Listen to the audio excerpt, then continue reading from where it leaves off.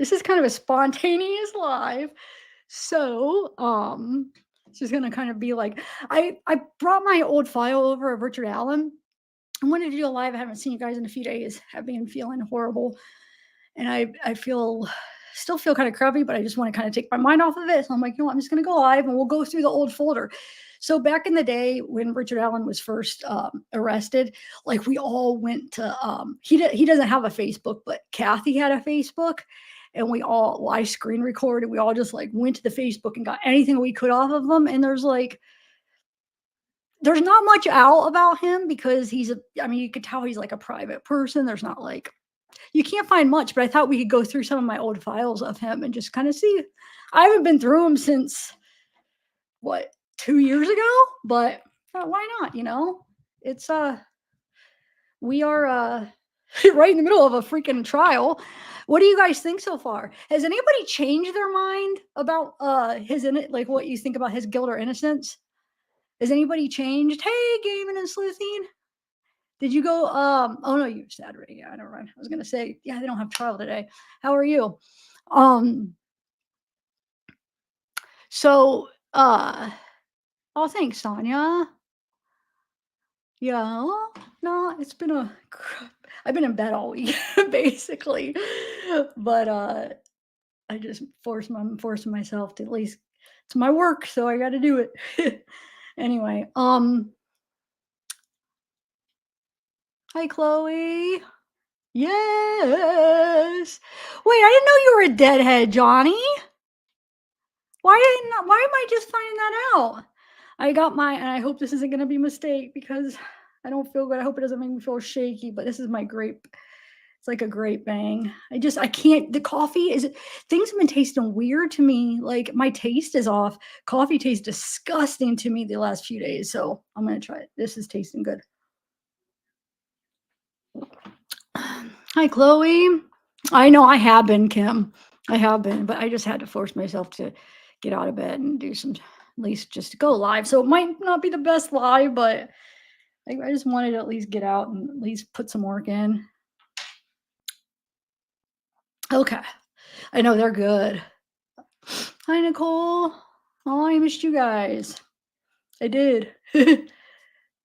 Okay. Hey, JR and a boomer. All right. I've been having major hot flashes, guys. I got my window open, so I hope this hoodie's not a mistake. All right, shoo. I'm gonna put a poll up though. So how many people has anybody changed their mind about what you felt? I know was it Kaz that said that she went into the trial thinking he was guilty or no, yeah, thinking he was guilty, but now she thinks he's innocent. Has anybody changed? Oh, thanks, Harley. Anybody changed? Okay, so you're leaning more towards guilt now compared to I am too. The crazy thing is if you go back a year, I was leaning more towards well, I thought he was BG, but I was just having so much doubt that I kept saying, like, if they don't have anything more than the bullet and I was on the jury, I would have too much reasonable doubt. But I feel like I understand the motive better now. Now that I heard his confessions, and I know some people don't think his confessions are legit, but I feel like some of the stuff he said was true things. Like, I feel like he's been struggling with this sexual, like, perversion type thing where he has these urges, and I feel like that's where it stems from, all sexually motivated, which isn't that odd.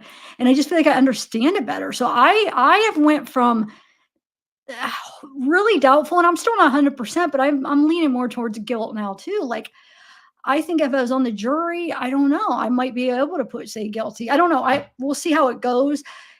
I haven't got to be in the trial and saw everything with my own eyes, so that's hard too. I mean, they got to see all this stuff, but I don't know. It just makes more sense to me, like who he is.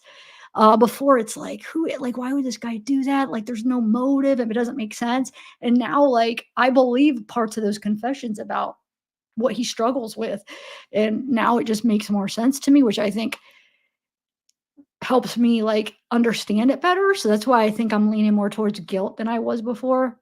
Because before I just couldn't understand, like, what the heck's the motive? And, like, I was, like, thinking, like, I mean, does he have any history of that? He seems so quiet. Well, I guess quiet, but, like, nah, anyway. Oh, thanks, Julie. No, his wife is supporting him, but his daughter isn't. His daughter hasn't been there. And you know what he said about his daughter in one of those confessions, that he basically touched her and then basically got excited thinking about her laying in bed about it. And you know, Libby looked a lot like his daughter. I'm not saying it was premeditated, but maybe he saw her on the bridge and was like, "Wow, she looks like her." That her like made him want that urge with her, because there's even a picture of his daughter on the bridge. Her senior picture is like on the bridge. And she looks like she has like that same look as Libby does. And then after hearing him say that he basically is attracted to his daughter, that's what I got from that. He's had these urges and he has maybe touched her inappropriately and then he's thought about her in that way. Kinda, it just paints a fuller picture for me with him. That's all. Oh, hey, paralegal. Yes. Wait, when's the last time you were here? I'm in a whole different room. I have. I got my own little um studio. It's like not my bedroom anymore. It's just I got a new computer right here. I have. Anyway, yeah, I bet you the picture of the daughter will be somewhere in the files if you guys haven't seen her. His daughter, maybe I should. I don't know. I don't remember if it's in the files, but let's look through some of my old files. I don't remember what's all in them. I know Kathy's Facebook stuff's in them, which she does have stuff about him. That's where I got the little bit of audio that we have of him talking. Okay. Oh yeah, Trina? Yeah. Yeah, he said it in one of his confessions. He basically, I don't know if he said I molested my daughter, or touched my daughter or something, and then he said that he would basically get, how does he word it? Basically, he would get excited, like, laying in bed thinking about her. Like, it was, like, one of his confessions, yeah. And we all thought that. We all wondered after he was arrested and we saw his daughter, we're all like, "Whoa, did he pick Libby because she looked like his daughter? Wonder if there's any, like, history of him and his daughter." And now that we see there is, and we see, well, if you believe his confession, and we see that his daughter is not there in the trial. I'm sorry, if that was my dad, that potentially I is the death penalty on the table? I swear that they said it was, but we haven't heard any talk of it. Is it or not? But anyway, my dad is, I might not, I mean, he's been going through everything he's been going through. It's been on the news. And then I could actually go and see him in person and she's not there. I think that says a lot, in my opinion. Why wouldn't she be there at least one day trying to support him? I don't think she supports him. I don't know. I mean, I don't know for sure, but why isn't she there with her mom? No, but he didn't say he killed his own family. He said he will kill his own family. Did you not listen? See that? We've been hearing that, but then actually hearing what was said, it wasn't that he killed his whole family, it's that I will kill my whole family. So that's a little bit different. You know, he didn't say that. Go look, hear that confession. At least the one that I heard it relayed, it wasn't that he did, it was that he would. And that's why I was like, see, they represented that. That's a huge difference, because either I killed him, which is not true, or I will kill him. Well, that could be true. Maybe he's had thoughts of killing him, you know? And plus, remember, after his wife, he confessed to his wife, she called the lawyer. The lawyers met with him, and all of a sudden he started acting crazy because they probably told him. So they probably told him to mix up some of it, maybe sound crazy. I mean, you never know. So maybe some of the weird stuff he said, but that one, what I heard it was he was going to kill them. I don't know. Maybe uh it's not okay. Should you wait? Does she support him? Who told you that she supports him? Are you saying she supports him or not?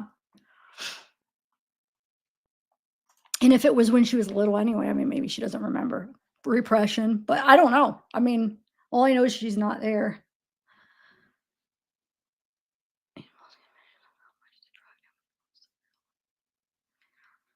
The real down? Caused the real down? What does that mean? So he went yeah, yeah. But I mean, like, I understand it better now, understanding his past is what I mean. It makes more sense, the motive. You know what I'm saying? That's kinda what I meant. But yeah, it totally makes sense now. He's one of those people that whether he said, like, him and his babysitter wait, maybe his babysitter actually took advantage of him, who knows if there was anything before that, but he said he struggled with it since he's been younger. So, I mean and then did you guys see his Google searches? I don't know.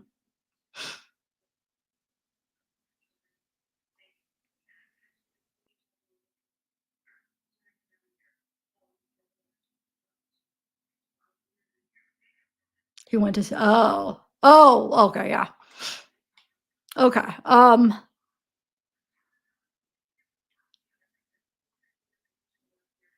yeah, I think she's married. Yeah, I'm pretty sure she's married. I think you're right. I remember hearing that 'cause I remember hearing, like, people saying that, which obviously this isn't true because I think the state woulda used this, but, like, back when they first arrested him, there's a rumor that, like, her basically his son-in-law, which would be his daughter's husband that he supposedly, like, confessed to him or something, or the husband, like, turned him in or said something, like, thinking he did it. That was the rumor, but we haven't heard anything, like, confirming that in the trial, so I guess that was just a rumor. But it was about him either them knowing it was him or him saying something that kinda incriminated him, to the son-in-law. Do you guys remember hearing that? I'm sure some of you guys that's been following it are gonna remember. Yeah, that was yesterday, Casey. Or no, that was 2 days ago or 3 days ago. That was a few days ago when I was alive. Yep. Yeah, they were looking for movies. Some of them, yeah, but the kind of movies.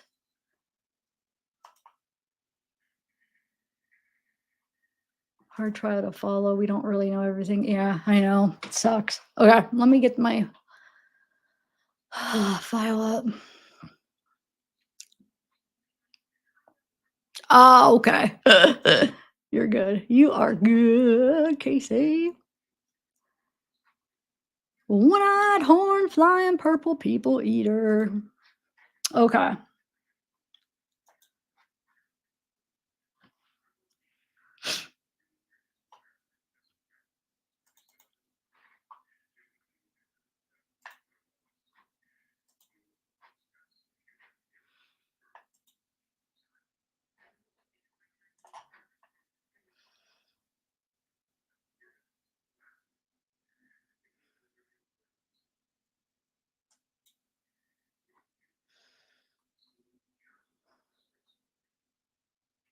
Hold on one sec. I'm debating if I wanna play the audio here.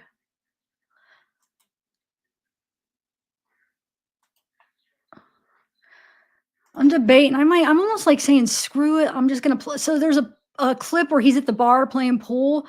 You hear Cassie in the background, and there is playing it's like a cover of Sweet Home Alabama, and I was just trying to debate if I wanna mute it or not. God, I wish we didn't have such copyright issues. I guess the audio, you don't really need to hear the audio. They're just kinda like dancing, she's singing, and he's, like, hopping around. So just know I think I'm not gonna play just know it's just Sweet Home Alabama that's playing, that they're listening to. It's a cover, so I don't know if there's a band in there or it's just somebody else singing it. Okay, hold on, because it sounds like it's a girl. Alright,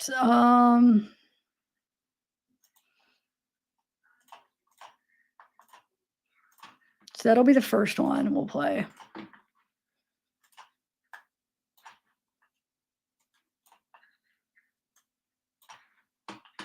So this is Richard. Kathy's filming them, and they're in a bar. And this would have been shoot, I gotta look through why do I think it was after? I had the dates for all these. When we go through, I have a video of like a screen record of me going through all these videos and we'll be able to see the date. I'm thinking this is close around the same time. I feel like it's only like a year before or a year after, if I'm remembering right. Okay, here we go. Oh, why did I remove it? Here we go.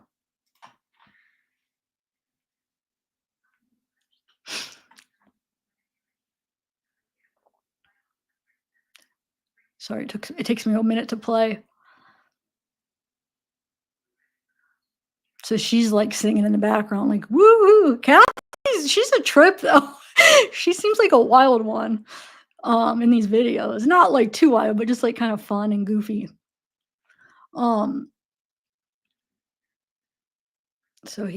that's him.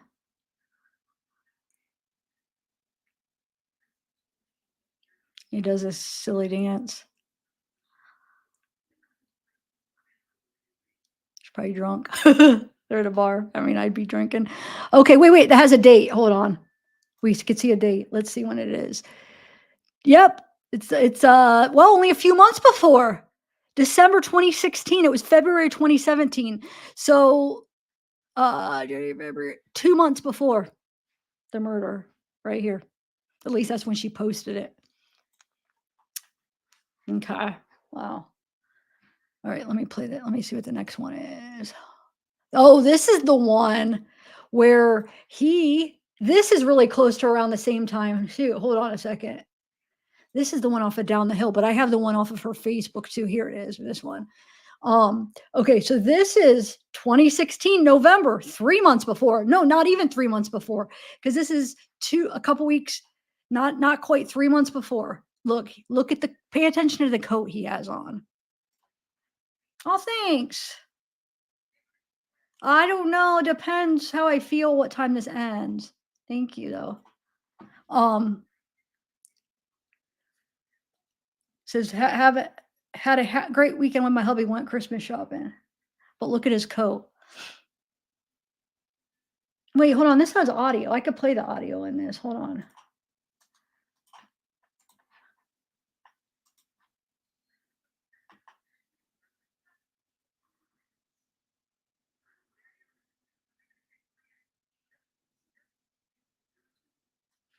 My nose is all itchy.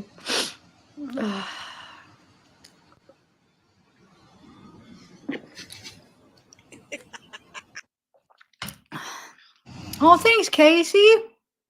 Thank you. You became a member. Yeah. Okay. Yep. Thank you. I'm like having a hot flash right now. Whew. It's been quite a weekend. Sucky. One of the worst weekends, I feel like. Okay. So that's that. Let's do. This is them at the bar. So this is September 2018. So this would be after the murder. This would be after the murder. What, a year?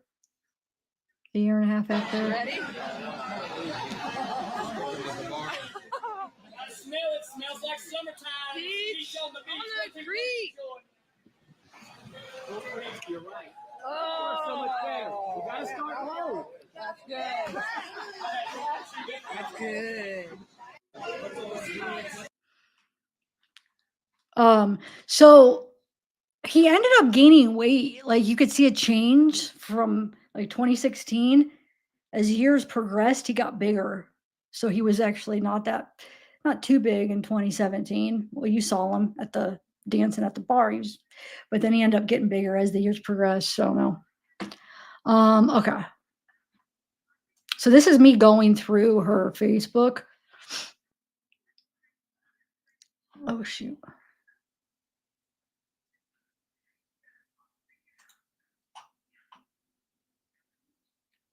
I am hot, guys.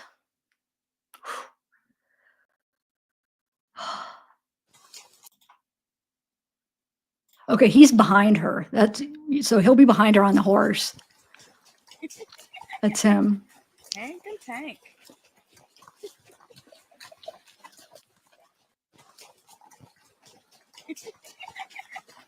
Hank and Tank.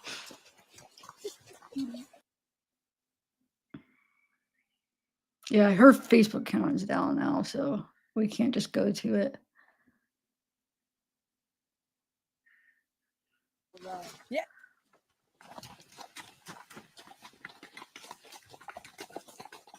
We can go all day though if you want.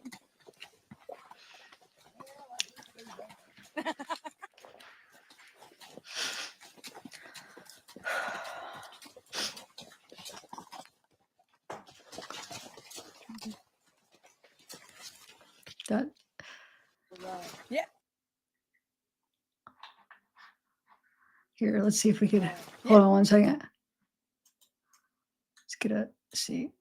He looks very enthused. He doesn't look happy at all. Hold on, I'm gonna try to pause it. She probably. This is probably all her idea. He just goes along with it. Oh, I can't stop it. Oh well. Yeah. Seems like he probably just goes with her.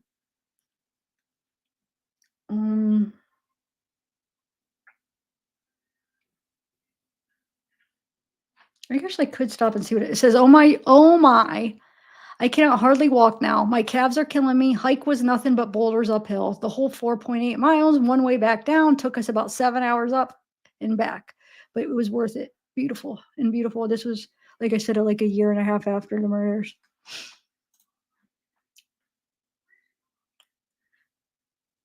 And this is the one he talks in right here. This is the only time he says anything in any of her videos, which I have it somewhere. Maybe I will play it sometime today. I guess I didn't click on it then. I guess I could stop. I could put it on slow motion and go slower. Who's that? Well, my ankle was a little bit sore yesterday. Okay, that's hers.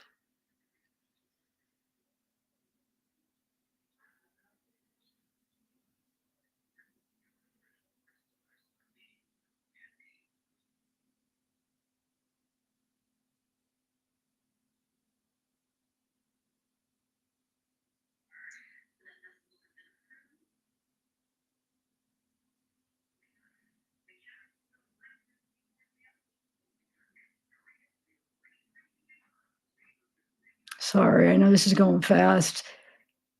That's their daughter, but there's one of her on the bridge.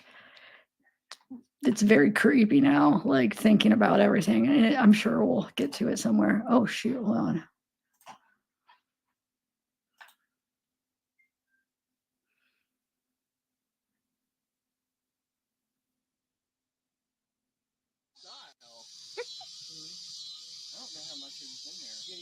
He's actually not in any of these. Don't point it towards people. I've got another can in there if you need Yeah, we do. Move way out there. Okay. Get way out there, please. That way it'll just take you apart. Yeah, he's not in any of those. Why am I skipping over all this? Don't worry, I have all those videos. They must have singly recorded them that I'm skipping through. I don't know why I'm going so fast when I'm trying to screen record. Don't ask what I was thinking back then. I think I was thinking I wanted to go through it real quick, and if I needed any of it, I could just like stop it and screenshot it, I think. So I'm sorry.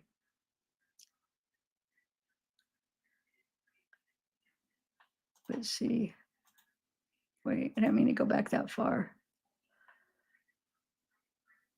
Wait, that was only 10 seconds. Oh, let's see.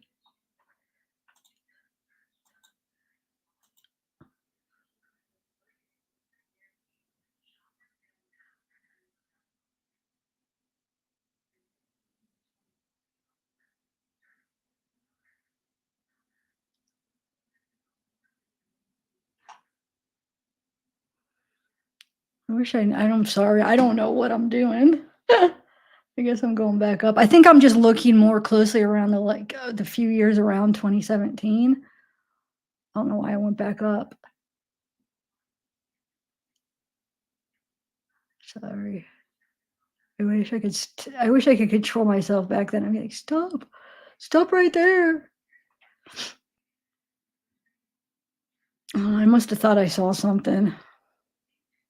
Here's the poll ones, which if I'm about to play the one the one we just watched. Doug Cook said, he's taken, ladies. Shoot, I don't know what Kathy replied. Maybe I'll click on it in this video.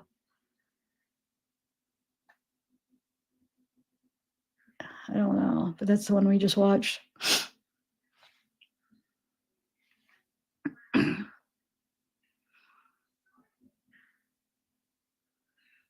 So like I said, this would have been 2 months before the murder.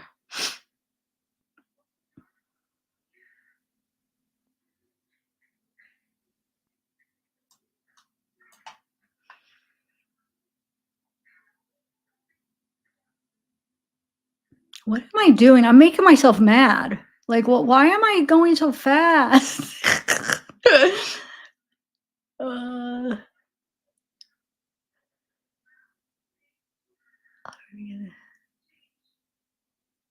I don't know. Oh yeah, this one has. Wait, why am I not clicking on anything? I have all these singly recorded, so maybe it would have been better just to play those. So this is that one to went Christmas shopping. One of my favorites, especially during the holidays. They have a live pianist. I love the holiday decor and atmosphere. Ricky, however, about to fall asleep, waiting for me to finish shopping, and then I stalked him out in the parking lot, waiting in our car. Had a great 25th anniversary dinner at Ruth's. Best steak ever. I don't know why the audio is not playing, but I've never seen a cat eat so fast. Oh, this one. That's him right there. Richard.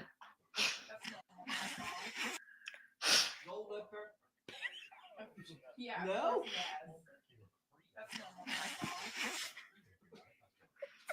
You're in the heart of gold belt up there. Holy smokes. Are you freaking kidding me? $20, $30 a day in Canada for gold up there. Kathy's always giggling. I feel bad for her. I mean, I know a lot of people are mad at her, the people that think he's guilty, because they think if he is, she probably knew and never said anything. But if she knew, she was probably in denial. Like she's probably like, no, he could never do that. And probably just was in denial. You know what I'm saying? I don't know. I don't know what, I don't know what she was thinking, but I'm just saying I could imagine how you would be in maybe denial. And even if you're like, is that him? No, that can't be him. That was the daughter. Do you see the resemblance? I do, of Libby. Why am I playing that one again? Play this one. This is the one he has that coat on in this one too. Because it's the same day. He's sitting on the couch. It's like I said, I have it somewhere in the file if I don't play it now. He's just like sitting on the couch, like looking back.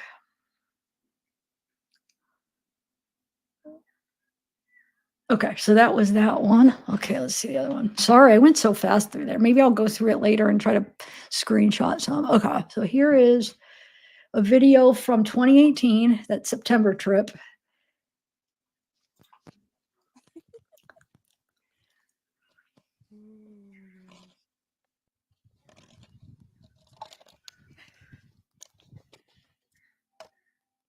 Whoa. Ay, ay, ay.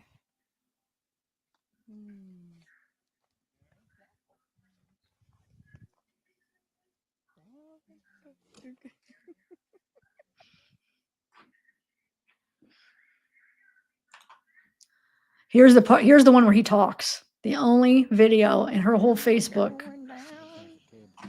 Shut up. It's not gonna snap. I'm gyrating, but it's not gonna snap. Oh my god.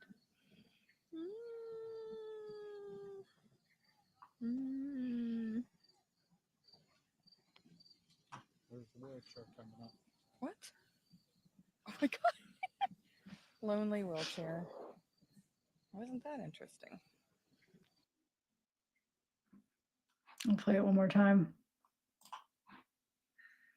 Down, we're going down. Cable snap. Shut up. It's not gonna snap. I'm gyrating, but it's not gonna snap. Oh my god.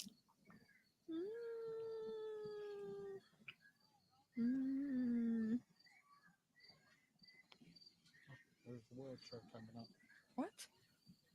Oh my god. Lonely wheelchair. Wasn't that interesting? Here's the one in the mall where he's sitting on a couch in that blue jacket that looks pretty similar to BG. Hopefully that music will be all right.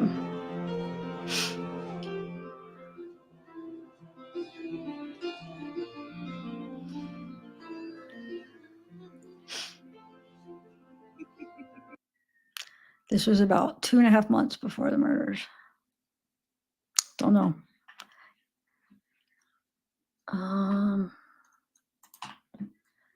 Oh, here's the one. I think we already watched that one. Let's see what else I got. Why do I have Sarah Boone in here? I must have accidentally put that in here.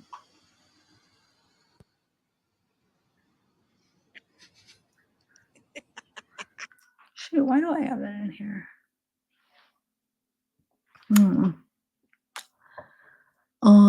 Oh, here's the picture that's kind of creepy. Okay, this is his daughter on the Monon High Bridge. Now tell me that does not resemble Libby. And the fact she's on the bridge. I think she looks a lot like Kathy, but I'm just saying she has that look like a Libby. She reminds me of Libby, the way she looks. Anyway.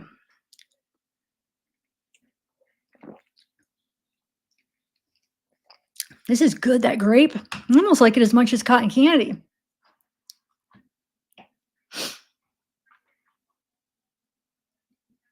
I agree.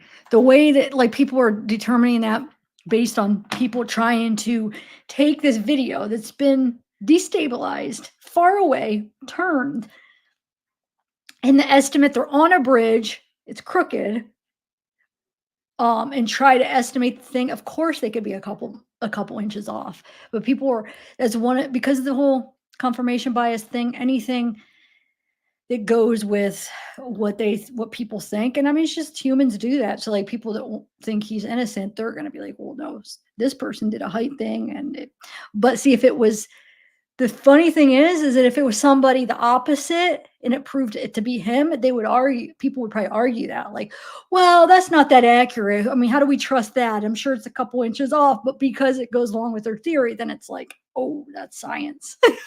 It's just, I'm not laid down on anybody. It's just the way people are. I mean, we all are to a degree. I try to remain open, but we all have it. I mean, so yeah, that doesn't convince me because I know it's not. We can't know for sure, and it could be a couple inches off for sure. But yeah, that's what else do we have? So let's go through. Here's a picture of him when he's younger. Oh, you know what? I gotta find. Oh shoot! Oh my god, I forgot I was. Oh, hold on a second. I gotta see which other ones are like that. That is so loud. Also, I gotta find the one video that what I do with it.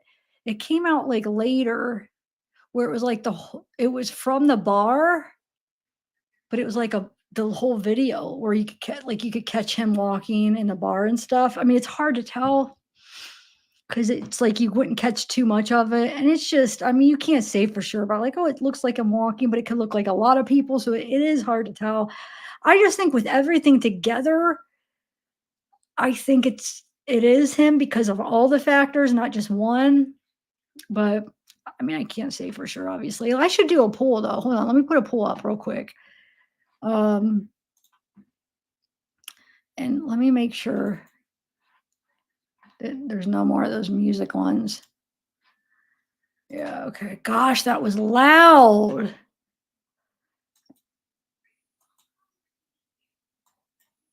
Yeah, there's people comparing them too.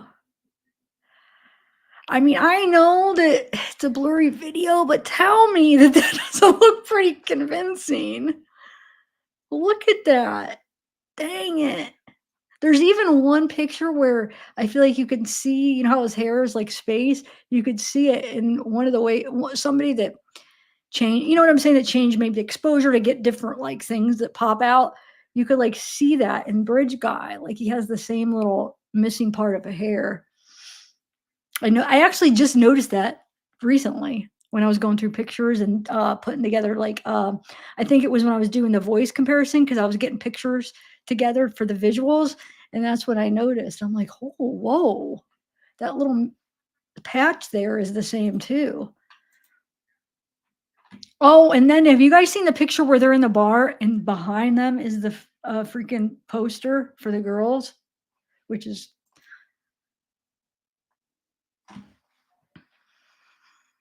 where did it go? Dude, I don't know where I don't know where it went.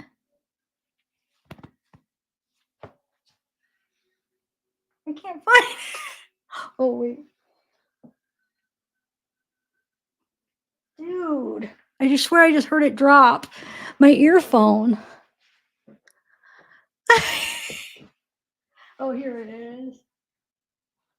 Oh, that was weird. Okay. Oh.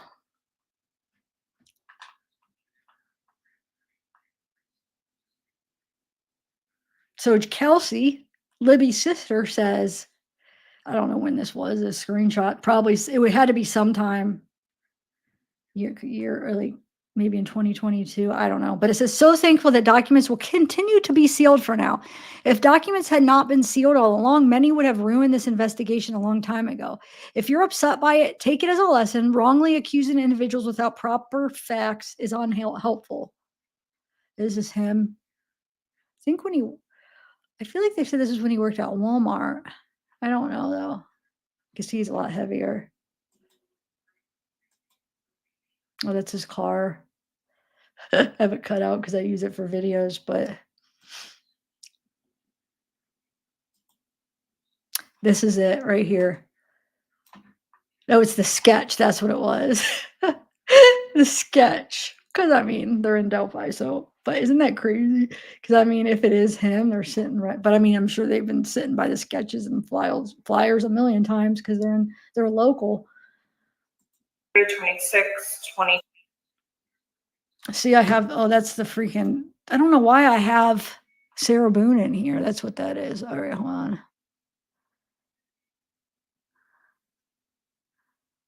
What's this? Oh.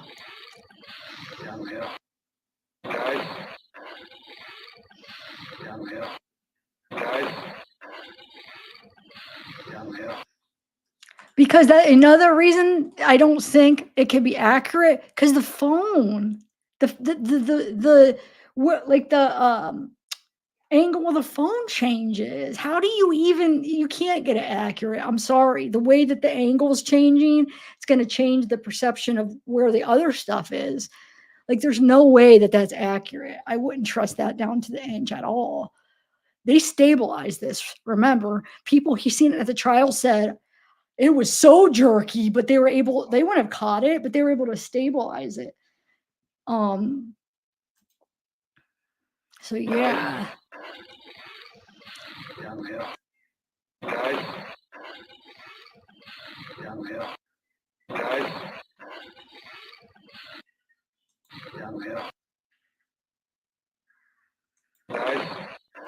And like, what if he had beer? Remember, he said he bought a 6-pack, he drank 3. Didn't he have the other 3 with him that he was drinking at the bridge, drinking here?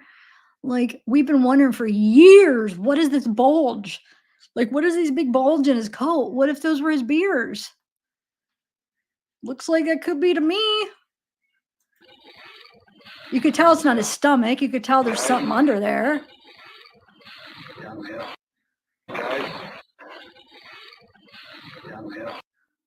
Because, I mean, all he would have needed is a knife and a gun, which if his gun was in the holster, knife isn't that big. I mean, maybe he had a rope. I don't know if he restrained him, but I mean, that looks like more bulkier. Who knows, though? We're never going to know. That's the sucky thing, is we're never going to know the truth.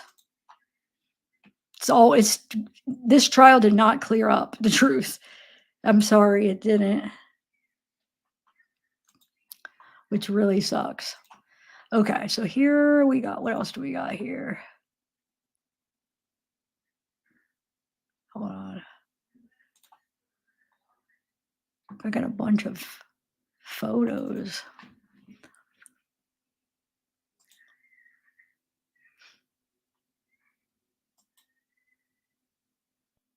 That's him. back there. I don't know who that is. I'm sorry. I'm going to skip those. Sorry. I should look. Here we go.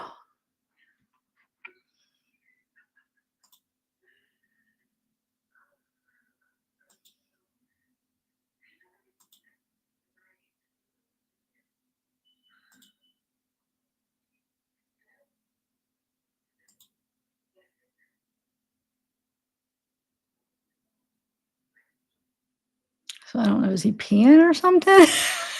I don't know. Or is he just looking out? Maybe he's smoking.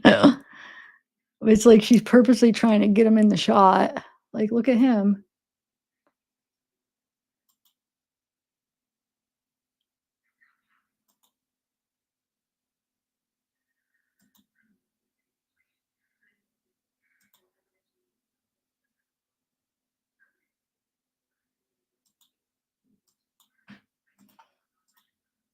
November. So this would have been, what, 2.5 months before the murder? So that's about his body style right there. That's probably about what he looked like during the murder, weight-wise and everything. Doesn't not look like Bridge Guy to me. But anyway. Because then the later ones, he ends up gaining more weight. Let's see. So this is Becky Patty, which is Libby's grandma. So this is after he gets arrested. Tara German, which is Libby's mom, says he's in custody. Tom Skinner, which is one of the people that had those text messages, wasn't he one of the wasn't he one of the guys that was there in the search part? It was so confusing because we would hear like, oh, it was this people that found him, and then there was all this like, what is it, questions, because you would hear that it was these people and you hear it was this. But anyway, I'm pretty sure Skinner was the one that had the text messages, right, guys? Anyway, he says, Tara German, seriously, oh my God, pray he is. And says, Tara, really? Yes. Praise God. So happy to hear this, Becky Walden says. And then Cheryl says, Tara, oh my God, thank you, Jesus. Today was the best. Today was the day. Best news ever. I'm so happy for you finally to get close. So that was after Richard was arrested. Kelsey says, just know how grateful I am for all of this, for all of you. No comments for now. Any questions, please refer to the Carroll County Prosecutor's Office. There is tentatively a press conference Monday at 10 a.m. We will see more of that. We will say more than today is the day. So it was after they arrested him. Breaking news. We feel confident now confirming through multiple sources an arrest made in connection with the 2017 murders. Richard Allen booked into county jail, then moved to a state facility for his safety. What's this? Oh, it's showing. And it says, stay tuned as we get more information. This is not the name that was ever on our radar with this case. It wasn't. Everybody was on to so many different names, but this was not a name that anybody was looking at.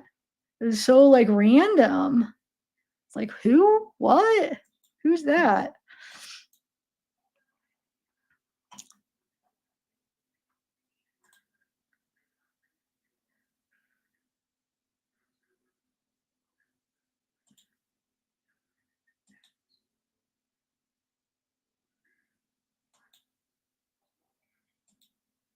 Today is the day.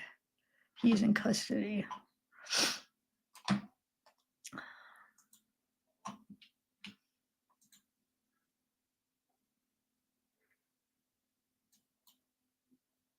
don't know. Do you guys want? Maybe I'm moving too fast. They're just going through some. Somebody overlaid those.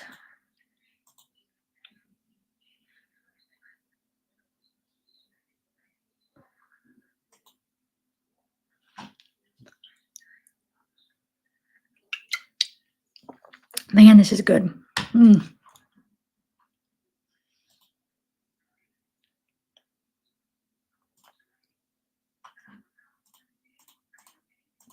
Oh, wait, that was a new one that we haven't seen yet.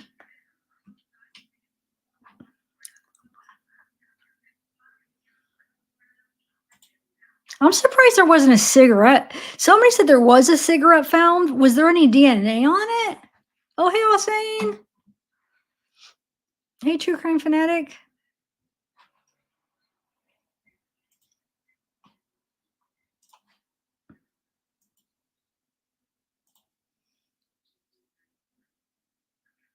I don't know, dude. Like, how don't you see him in there, though? That's all I could see now. I can't not see him there. I think it does look similar. Now the sketches, sketches I think are a waste. I mean, I do see him in both sketches, to be honest, but I just know sketches are they're never accurate. Had a great weekend with my hubby. So this is him in that blue jacket.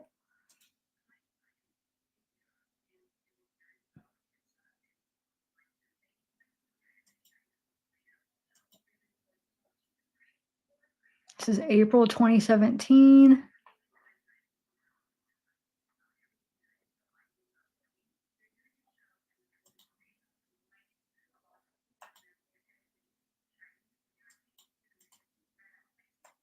These are the same one. Hold on.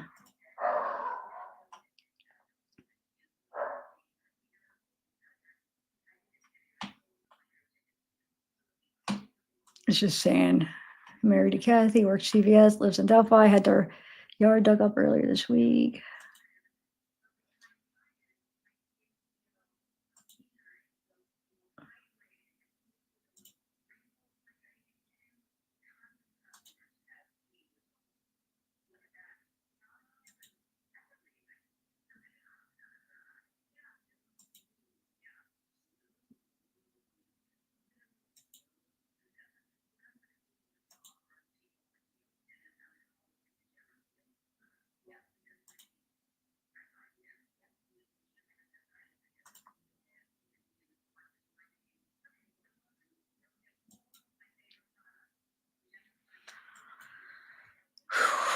Getting hot, guys.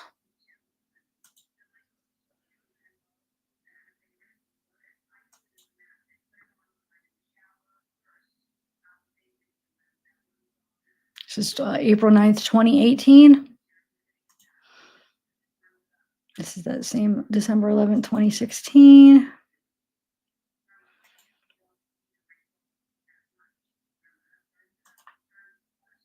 November 29th, 2016.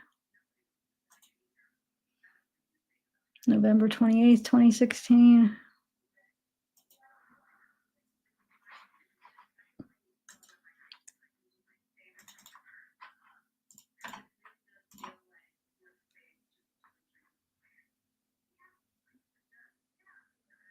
Wait, what is this?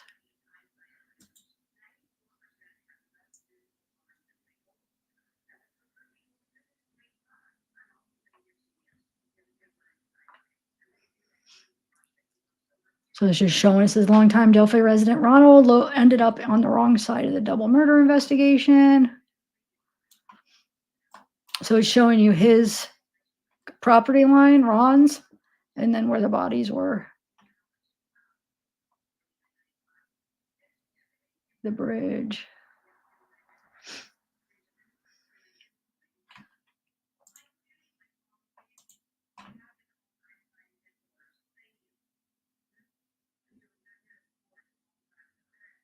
Oh, it's showing where he lives compared to how close he is.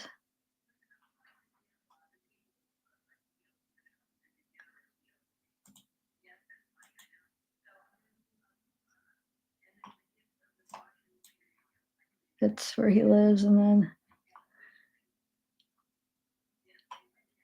that's if you go straight across, right?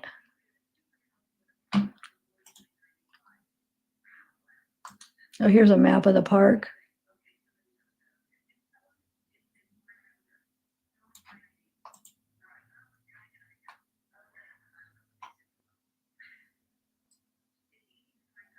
What is this? Oh, here's a letter that he wrote. Where is this? What's the date? I can't find. Oh, November. Does it say November 2022, maybe? Yeah, November. Says, in the cause listed above, I, Richard M. Allen, hereby throw myself at the mercy of the court. I am begging to be provided with legal assistance and a public defender or whatever help is available. At my initial hearing on October 28th, 2022, I asked to find representation for myself. However, at that time, I had no clue how expensive it would be just to talk to someone. I also did not realize that my wife and I's immediate financial situation was what my wife's immediate financial situation was going to be. We have both been forced to immediately abandon employment, myself due to incarceration and my wife for her personal safety. She has had to abandon our house for her own safety. What little reserve there is will fail to even maintain the original residence. Again, I throw myself at the mercy of the court. Please provide me whatever assistance you may. Thank you for your time in this most urgent matter. Richard Allen.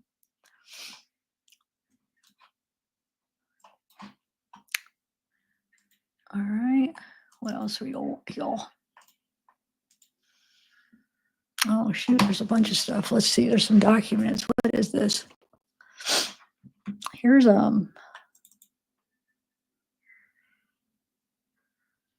Oh, this is when the other judge before Gall, he didn't feel safe and he resigned from it. Here, look. We start with that breaking news tonight in the Delphi murder investigation. This afternoon, we learned of a request to move the suspect to a state prison. The court says it's for Richard Allen's safekeeping as he waits to go on trial. That request claims he is now in imminent danger of getting seriously hurt or killed. In fact, Allen wore body armor at his initial hearing. And that's not all. Karen Campbell has a look at the judge's concerns for his own family as the case makes its way through the court system. Karen. Well, in this court order, Carroll County Circuit Court Judge Benjamin Diener says he and his family don't feel safe. Now, Diener also says some members of the public are dragging his family into this, sharing content about his family on YouTube, including photos. Now, he says he's constantly getting requests for, quote, public information in this case against Richard Allen. Now, the judge goes on to write, quote, the public's bloodlust for information before it exists is extremely dangerous. All public servants administering this action do not feel safe and are not protected. He explains the court has 30 days to rule on any motion, but that he was given 7 days or 1 day when hand delivered to respond to a FOIA request or face litigation. He says all public information in this case will be available once it exists. Now, just a reminder, a FOIA request is simply a Freedom of Information request by media or the public for information that is supposed to be public. And Judge Diener says Richard Allen is innocent until proven guilty. And Felicia Ann, this just in. Now, a member of the German family tweeted that they would like to keep the court documents sealed. Now, we know that later this month there is an upcoming public hearing where the judge is going to decide if those court records will stay sealed or if they will be released. Sorry, that's an old news clip. I have a bunch of old news clips that I have saved, like from when it happened, from like when this stuff was going on. Let's see if there's any. What ones to play here? Here's some documents. Oh wait, what's this? Oh, this is when they were searching. Oh my God, what's it called? That river or that, the one where after they had a meeting with Keegan in Peru, what's this called? I can't think of the name. And then they arrested freaking Allen right after that. Wabash, thank you. Oh my God, I couldn't think of it.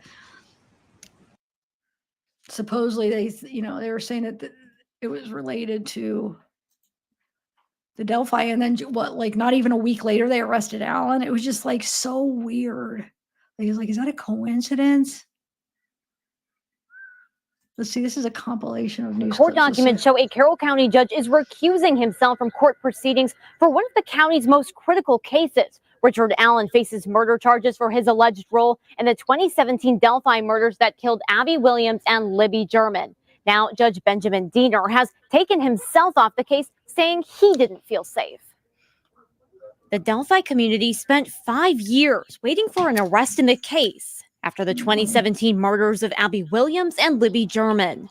Last week brought relief for families and for many around town after an arrest was made. Richard Allen of Delphi now facing charges of murder. A new court document showed Judge Benjamin Diener recused himself in the case, which the Indiana Supreme Court confirmed earlier this afternoon. In court filings, Judge Diener writes he was attempting to ignore the maelstrom of interest from the public, saying there was already content about his family on YouTube, including photos. Judge Diener writes, the public's bloodlust for information before it exists is extremely dangerous. And when the public peddles misinformation with reckless abandon, we all are not safe. A spokesperson. Diener, you know what would stop the misinformation is if we got the truth. Like, that's why there's so many different theories, because you guys have been keeping it so secretive. Just tell us, and then we'll have the truth, and we won't have to spread misinformation or these theories that we think are true. You guys are leaving it up to us to try to figure this out because you're freaking not telling us anything for 7 years. That's why there's so many crazy theories, because you guys kept the real facts out of our knowledge, like out of our heads. We didn't know what they were. So that I feel like I blame the way that was handled. If you would have let us know some of the stuff, we wouldn't have to try to guess what freaking happened or what the facts are of the case. And now still with this trial, all of us are still, people are relaying it, but without actually seeing it with our own eyes, we're still up for like trying to figure this out ourselves. And then a lot of the things you're not even letting everybody see.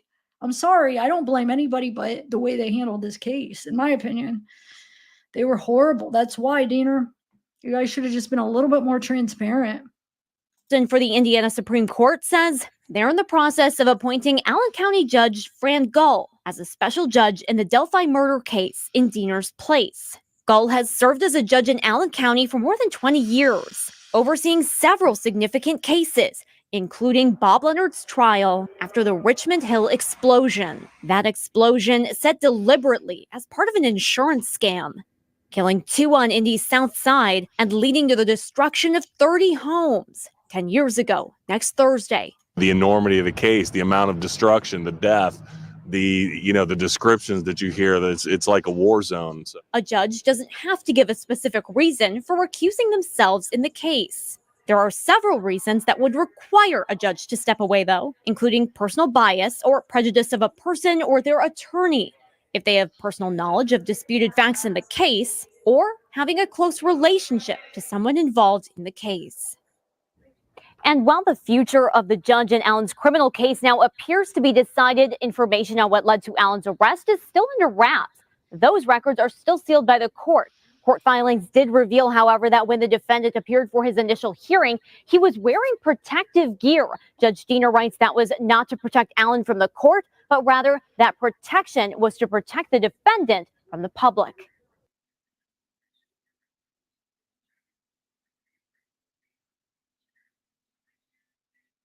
I don't know why there's no sound.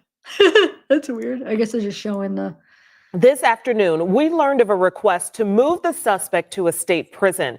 The court says it's for Richard Allen's safekeeping as he waits to go on trial.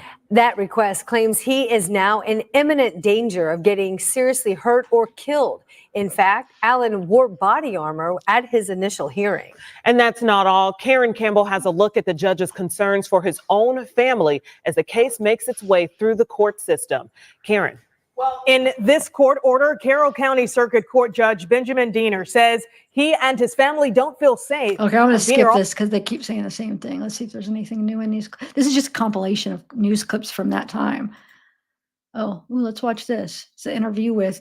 So this is Libby's sister and Libby's grandparents. But she lived with them, so it was almost like her parents. All right. And in this case will be available once it exists. A lot of people have been reading about this, have read about it over the last 5 years, but to all of you, this was more than just someone you're reading about. It's a family member and her friend. So if you could just describe for those out there, this is the type of pain that hurts. It hurts. We're real people. It's real lives. Some people forget that they are reading, and it becomes entertainment. It becomes a game to some. and they just forget that it's real people living a real nightmare. How disheartening is it that it appears a person from this community who maybe worked here, it's a small, tight-knit town, and here we are, possibly a neighbor, someone who's familiar with Delphi may be responsible for this, police say. Yeah, it's a little disheartening that a member of our community could do this. Somebody with, can do this to somebody within their own community, or just do this, period. But you can never judge a book by its cover, I don't know what makes people do stuff like this. This happens all over the world, not just in our case, but there's a lot of people out there who suffer from stuff like this, right? Very similar situations. I don't know how can't program my mind to think like that. It's hard. How can somebody do that and then just go on living life like nothing happened? I don't understand. Probably never will understand that. Most people have grown up here in Carroll County, have lived here their whole lives. It's a small community, and we've always felt like it's one neighborhood, and for it to be one of us, it's hard. I think I've always said since the beginning that it had to be somebody that knew the area, and so I don't think it surprised me as much. But it's definitely hard and sad to know that he was right here among us. I don't think we wanted to believe it. But yeah, we know it is now. Alan was charged. The statute that he's charged under, the murder charge, also indicates that to have that charge, he has to have committed another crime like rape, child molestation, human trafficking, something along that line. Is he charged properly? He is, and those questions will be answered in due time, and they certainly should come from the prosecutor, not from me. Right. But eventually, when that PC is released, it'll be clear. In 2019, Really, Indiana Carter? State Police Wait, released a sketch of a man. Really, Carter? Because that piece, they didn't. It left us with more questions. Those were not answered. Those questions, I don't need to laugh. I'm laughing at the ridiculousness of how he's been through this whole case. That is ridiculous. That PCA didn't tell us crap. And the fact where he's like, someday you guys will all know what we know. No, we still don't know what you know. Like, you still have not told us, because you know why? You guys don't really know either. You guys are just guessing. I mean, not guessing. I mean, they're putting together a story, but they don't really know what happened. Sorry, Carter. Like, no, the stuff you've promised us is not coming to truth. We're left with more questions now, I feel like. I don't know. Yeah, that PCA didn't tell us anything. It was like, what, 2 pages long or 3 pages long? For a crime this big, that's like the shortest freaking. I mean, I know, I guess sometimes they are short, but like, I was expecting a little bit more details. Anyway. Thought to be a suspect in the murder of Abby and Libby. 2 years later, investigators released another sketch of a much younger man. That guy and that guy, there's a lot of similarities. How did we get from here to here? Well, I think that, remember, I've said from the very beginning, since 2017, a sketch is a sketch, it's not a photograph. That's the first time I've seen that. Really? Yeah. And I've also indicated over time that I think once we get to where we are today, we'll be able to look at the similarities of the two sketches and make a photograph, which will be Richard Allen. So I think there's a little bit of both. And I don't regret the strategy to do what we did. Since Allen's arrest, Indiana State Police have received more than 300 tips about this case. I asked Carter if they are looking for others. Is there somebody else out there? Right now, we've arrested Richard Allen, and that's what the courts have allowed us to do. We are going to be searching for anyone involved in this case until it's over. Mm-hmm. And today's no different than that. There's been a lot of activity on this. So right there, you hear that they're not satisfied with it just being Richard. And even in the press conference, they leave it us thinking they do think somebody else is involved too. Or are they not 100% sure it was him? I don't, well, of course you can't be 100% sure, but with something like this, but right there, right there, I mean, he's saying that probably somebody else is involved too, or I still think there could be more than one person. Today, Kagan Klein, they had 5, the prosecutor dropped or dismissed 5. I did see that this morning. Is there any correlation between those charges being dropped and the search that was performed in the Wabash River? No, absolutely not. As he, I think he was charged with 30 counts. They've dropped 5. He still has 25. So it's important to report that too. Right. The case has not been dropped against Keaton Klein. I asked Superintendent Carter if Klein had been cooperative, and he declined to discuss Klein any further. Now a new judge must decide whether to unseal the probable cause for Richard Allen. The probable cause, I suspect, is going to answer a lot of questions that I have here and that we talked about on Monday. Will it answer all of our questions? Or is there still... Remember, this case is 2,100 days old, almost. And the facts in their totality will come out at trial. And not until then. I can appreciate the desire for our citizens to have these questions answered.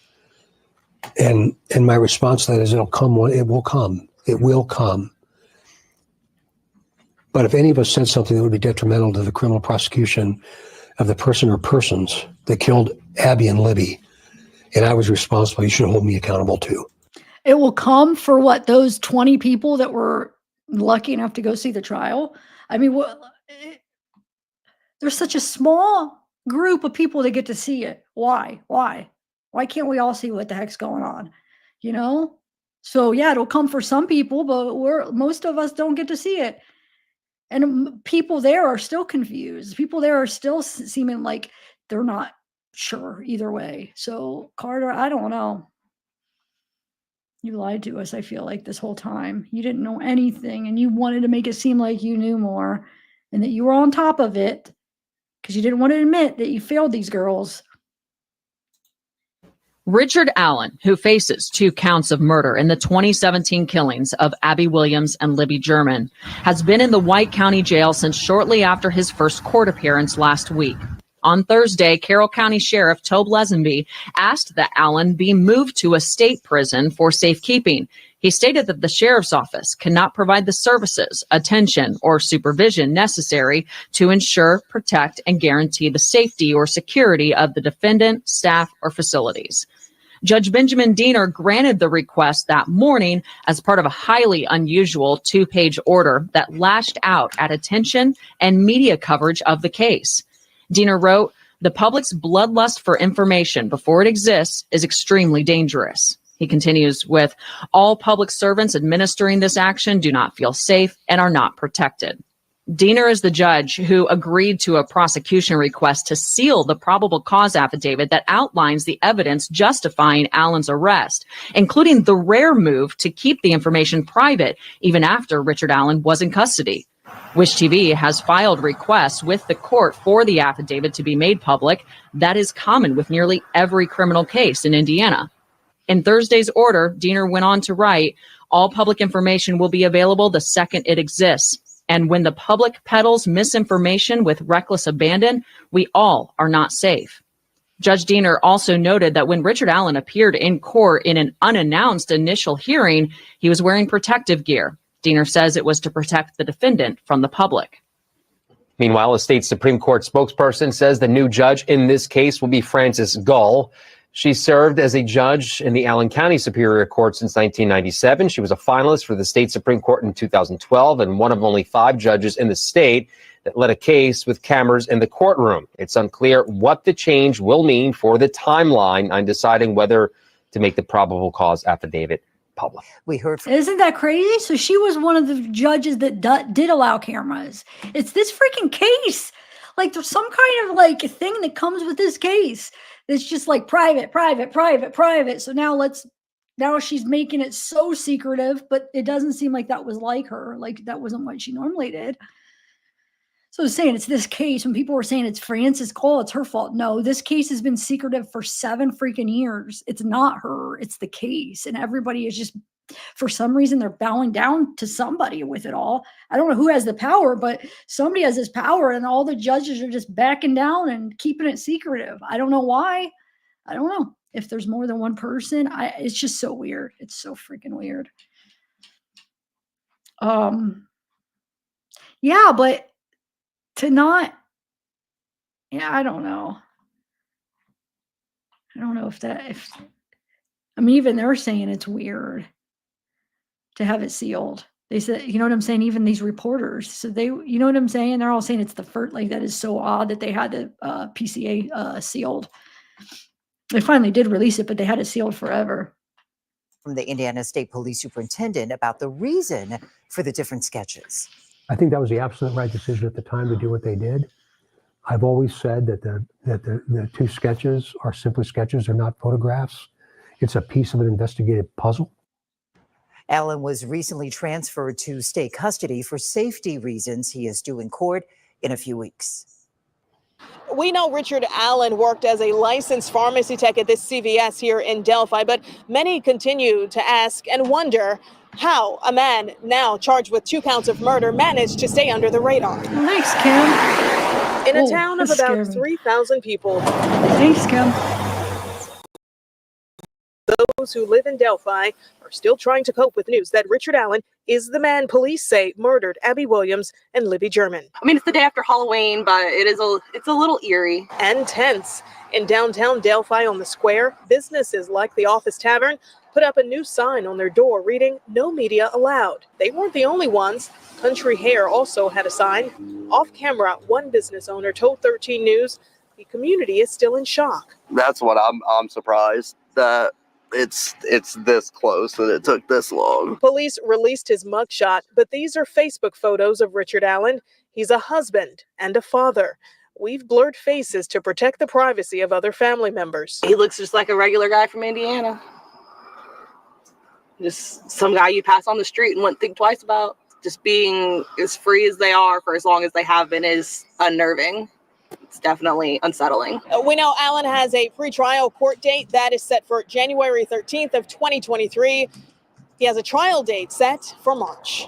The biggest questions we've gotten recently surrounding this entire situation is why we, as a news station, are pushing for the probable cause affidavit to be made public in this case. The probable cause and the charging information has been sealed by the court.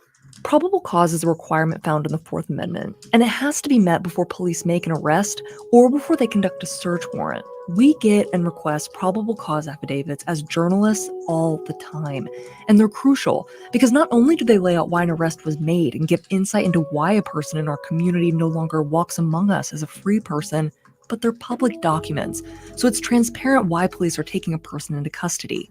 But a judge sealed the probable cause affidavit for the arrest of Richard Allen, and it's a really rare move that officials would charge someone with 2 counts of murder in such a high-profile case without releasing the reason why.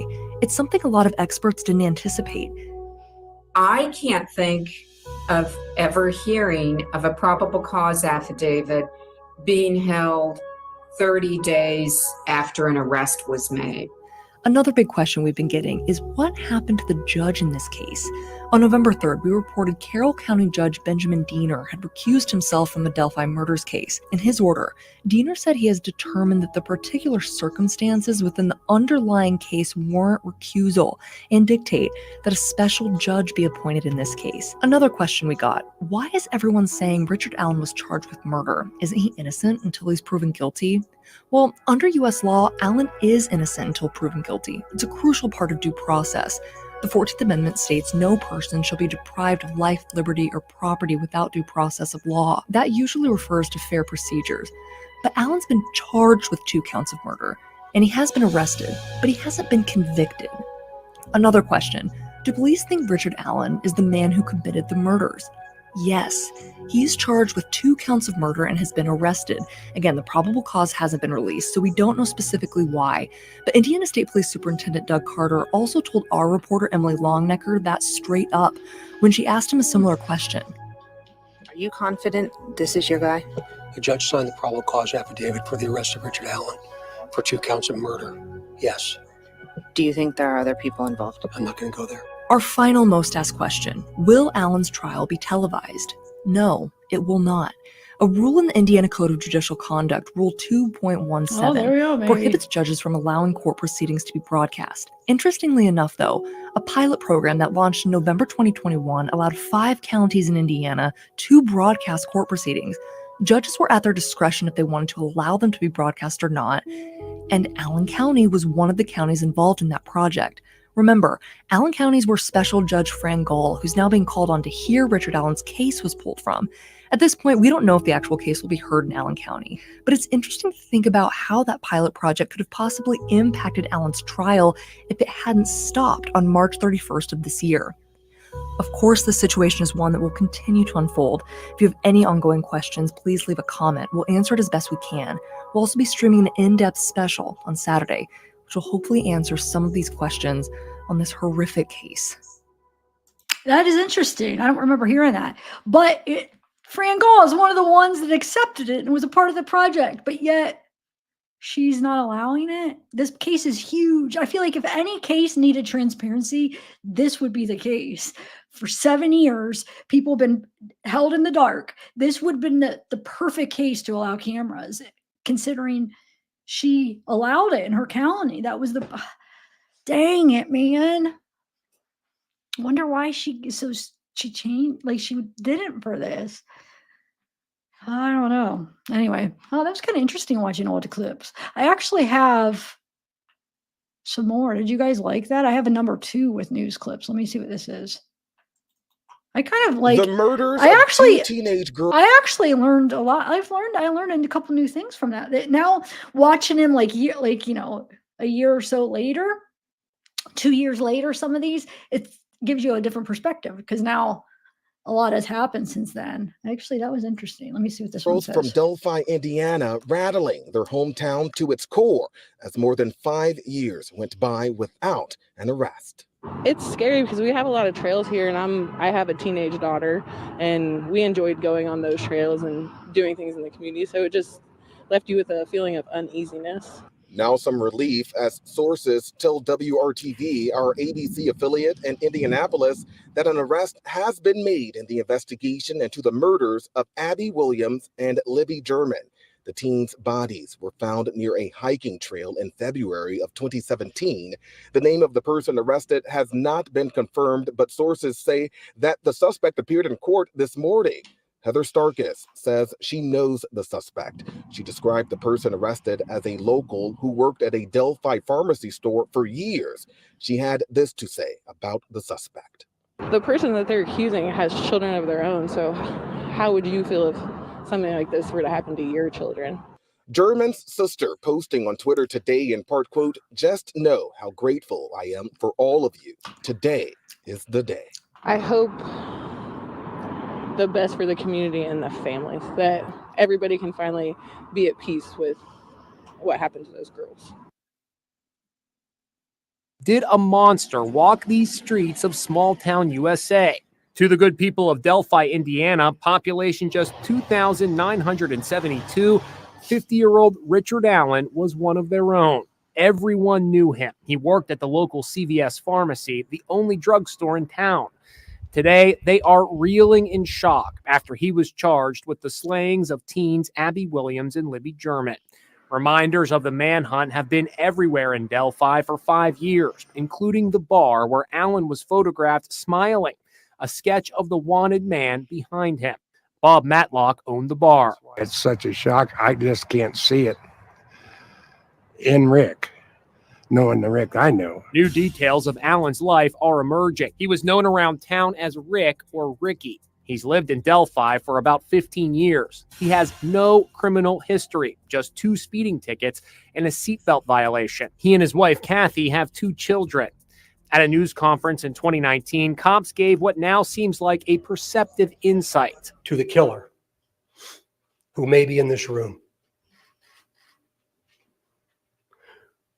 We believe you are hiding in plain sight. How do you think he was able to fly under the radar? It's really not uncommon that somebody's hiding in plain sight after committing a heinous crime. Very often they block it out and then continue to function in a fairly normal way. Retired high school teacher Joe Sorink is Alan's neighbor. He also knows Libby and Abby's families. I'm sure that it brings some solace to them. The eyes of America were on this because it's every single small town in America.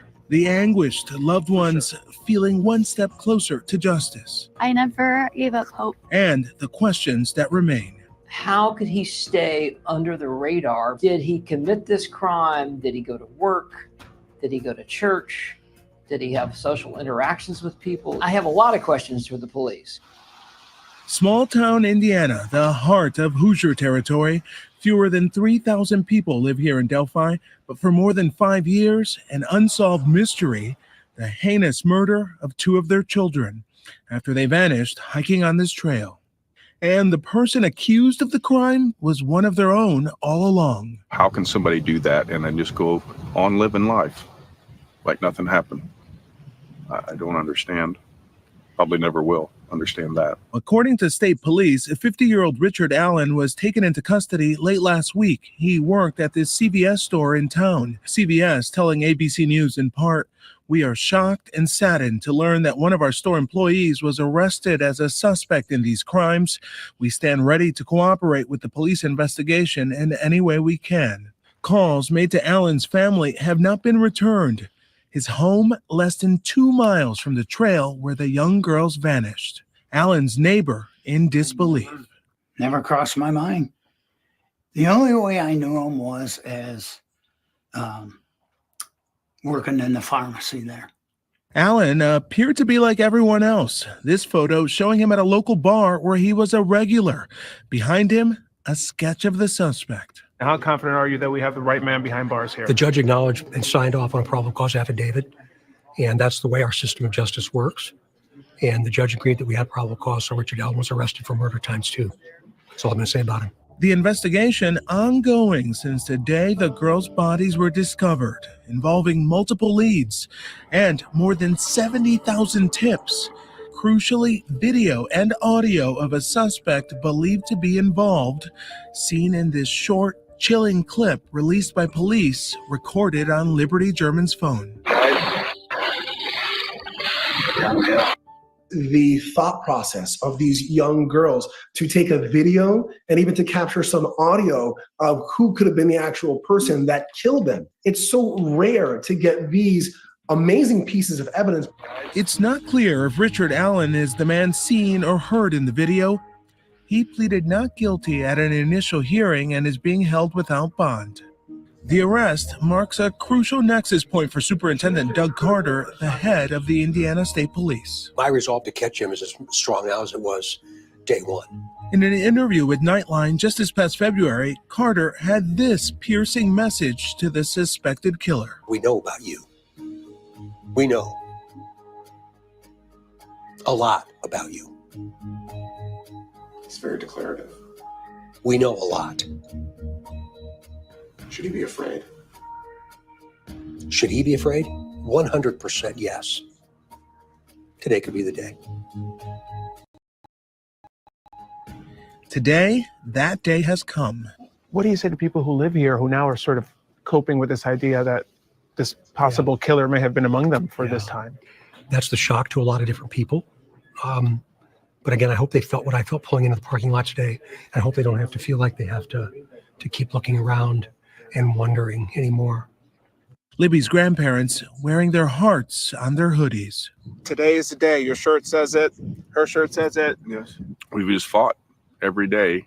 You know, there's not a day goes by that we don't talk about it some way, shape, or form. It hurts. We're real people. Some people forget that. It's real people living a real nightmare. Libby's family telling us her aunt knew Allen from the CVS and that he didn't charge her when she came in to print photos for Libby's funeral. Do any of you or all of you still talk to Libby about everything that's going on and just kind of, you know, I know with loved ones, I do the same sometimes. I still talk to them. Yesterday, I made it a point to go out to her grave and make sure she had a new sweet tea from McDonald's to be prepared for today. So I just sat out there with her, and it just was a little bit more peace sitting out there and knowing that she knew too. Earlier this year, Nightline spent time with Libby and Abby's families as the 5th anniversary of their deaths approached. Abby's mom, Anna, recounting the girls' bond. They were good friends. They had the same interests in music and arts, had played volleyball together. She loved helping other people, being around, assisting her nieces, playing games and drawing and art and being creative. From the beginning, the case had been mired in mystery, but for some small clues, a drawing of the suspect, and this image captured on Libby's phone. This young lady's a hero, there's no doubt.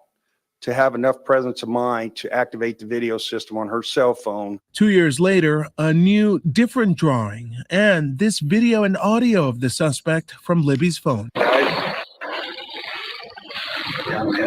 But the trail goes cold for more than 5 years. God has provided us with justice for Abby and Libby. Today's announcement providing the community a little closure, but still no information has been released by authorities on how the girls died or the motive of their killer. It is a tightrope that you walk as a homicide investigator about what you want to release or not want to release. It's just their approach to this case. And I think that's going to play out until we get ultimately to a court hearing where the prosecution has to put on probable cause. The families only looking forward. The end of one chapter and the starting of another. And we won't stop until the book is over. Good prevails. Evil never wins. I hope that the community sleeps better tonight. I know you have spent a lot of time examining this case. Did you see this coming? This last year, I would say yes. Prior to that, it seemed to be getting pretty stale. Hats off to these guys, the state police, the locals, the FBI, everybody that's been involved with this. They never gave up. The diligence and just the sheer amount of tips that were covered, the hard work involved. Hats off to those guys. You know, and as we said, this is a case we've been following closely here at News Nation. I know I've personally been interested in this. Never heard this name before, though. Had Richard Allen ever been on your radar? Because I know his name was never mentioned publicly before. It had not been on my radar or anyone's that I know of. Now, I've never been personally involved in this investigation as law enforcement. And when I retired about 4 years ago, we continued to get some tips into my private agency that we would pass on. But no, that's not a name I've ever heard come up. Well, so Doug, Kelly kind of walked us through the ins and outs of this case now, more than 5 years in the making.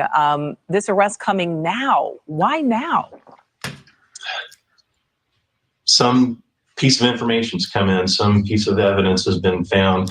I can only speculate like everybody else, but it seems to be after the arrest of this Kagan Klein that it seemed like they were kind of homing in on something. So I don't know if he's even still connected or not. I hate to speculate, but it just seems like there's probably some sort of connection. Yeah, and I do want to ask you more about Kagan, but, it's possible that Richard Allen, who, again, obviously has not been found guilty, hasn't even been named officially by police, but, he's now under arrest, could have been on the run at this point for more than 5 years, living among the community. Did authorities maybe know more than they let on? Oh, I'm sure they knew more than they made public. When you're investigating something like this, the only time you're going to release information to the public is if you think it can help you resolve this case. And I know everybody wants to know, but there's just no good reason to put out information unless you think it will help bring in tips or spark somebody's memory or something like that. So most likely they've been keeping some bits of information close to the vest, and it's now culminated in this arrest. And of course, that makes sense. And we have heard of these recent FBI searches, potential suspects investigators have been looking into. As Kelly mentioned, this man, Kagan Klein, he has been a focus of the investigation. I want to play for you what Doug Carter with Indiana State Police said about Klein to our Rich McHugh back in February. Did Abby and Libby communicate with this profile? I'm not going to talk about that, but I am going to say that we learned a tremendous amount through that particular investigative course. What can you tell me about this man who has been arrested, the creator of this profile, Keegan Klein? All I can say about Keegan is that entire issue and the entire release has allowed us to glean significant investigative leads. All right, so Doug, with your expertise, help us read between the lines here. Is there more going on? Could Klein still be connected? It's possible. Just speculating, of course, here, but it seems likely to me based on my professional experience. He's got his own issues with the charges that he's facing, and perhaps he provided the information that led to this arrest and could be given some credit. It's hard to say, but I would think it's very likely. Yes, so many people interested in this case, and it looks like now finally moving forward. Former FBI agent Doug Coons, we thank you, sir, so much for your time. Richard Matthew Allen has lived in the Delphi community for more than 16 years. Property records show he's owned this home on Whiteman Drive since 2006. Richard Allen lived just half a mile from the middle school where Abby and Libby attended. WRTV investigates drove from Allen's house to the Monon High Bridge. It was just a few miles, a quick 5-minute drive. No one answered at Allen's home Monday, and his family hung up on us when we called. Clint Rand used to live in Delphi and has been following the case closely. He's one of the many people stopping by Allen's neighborhood. Sickening. And then the fact to find out that he's living here and has lived here since I think they said like 2006 is just insane. And nobody knew. Like everybody described him as a nice guy. Why come out here today? I think I've been to almost every press release. I've been to the one in 2018, one in 2019, and then of course this one. I was curious to find out what they knew. Richard Allen is also a licensed pharmacy technician in Indiana. He worked at CVS. Their corporate office says they are shocked and saddened to learn of the arrest. Allen also had no criminal history. We found just 2 speeding tickets and a seatbelt violation. His name is unknown to people who follow the Delphi case. That is until now. Here comes a guy that has never, ever been announced. He was nobody's radar. It was like, where did this guy come from? Working for you, Kara Kenny, WRTV. Interesting. Let me see if I have any more. Gosh, I haven't watched these in years. It's really interesting to listen to them now. I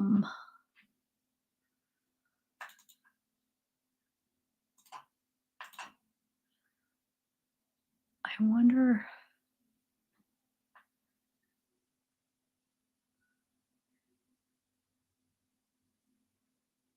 I think these ones are these ones are videos that were put in the clips. Yeah.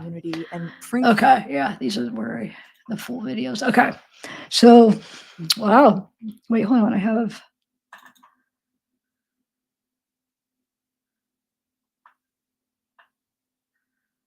Hold on 1 second.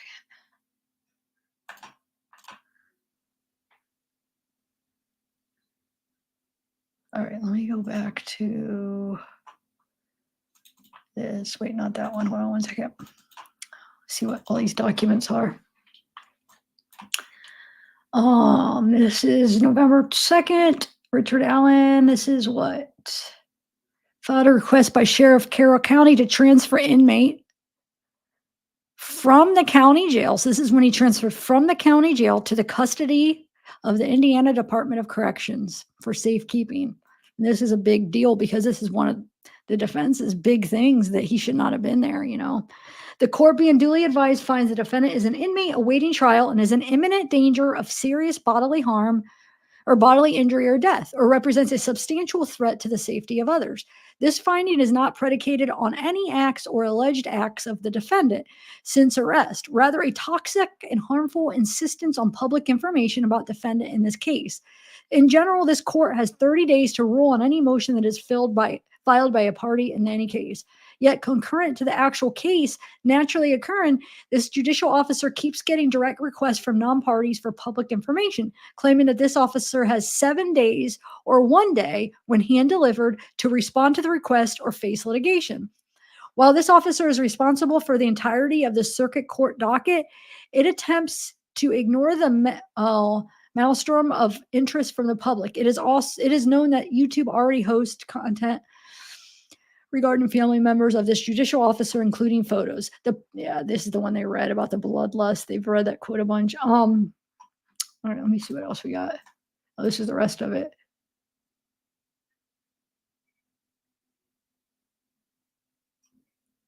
Let's see, as far as the public desire to learn about the case or to learn about access to court records, the educational effort cannot be by this officer educating each individual ad hoc whenever they choose to seek public information.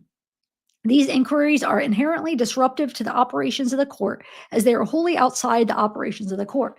As a branch of the Supreme Court, any request for public information about this action should be directed to whomever is the public information coordinator. Okay, this is if there's not such a position, our state may need one.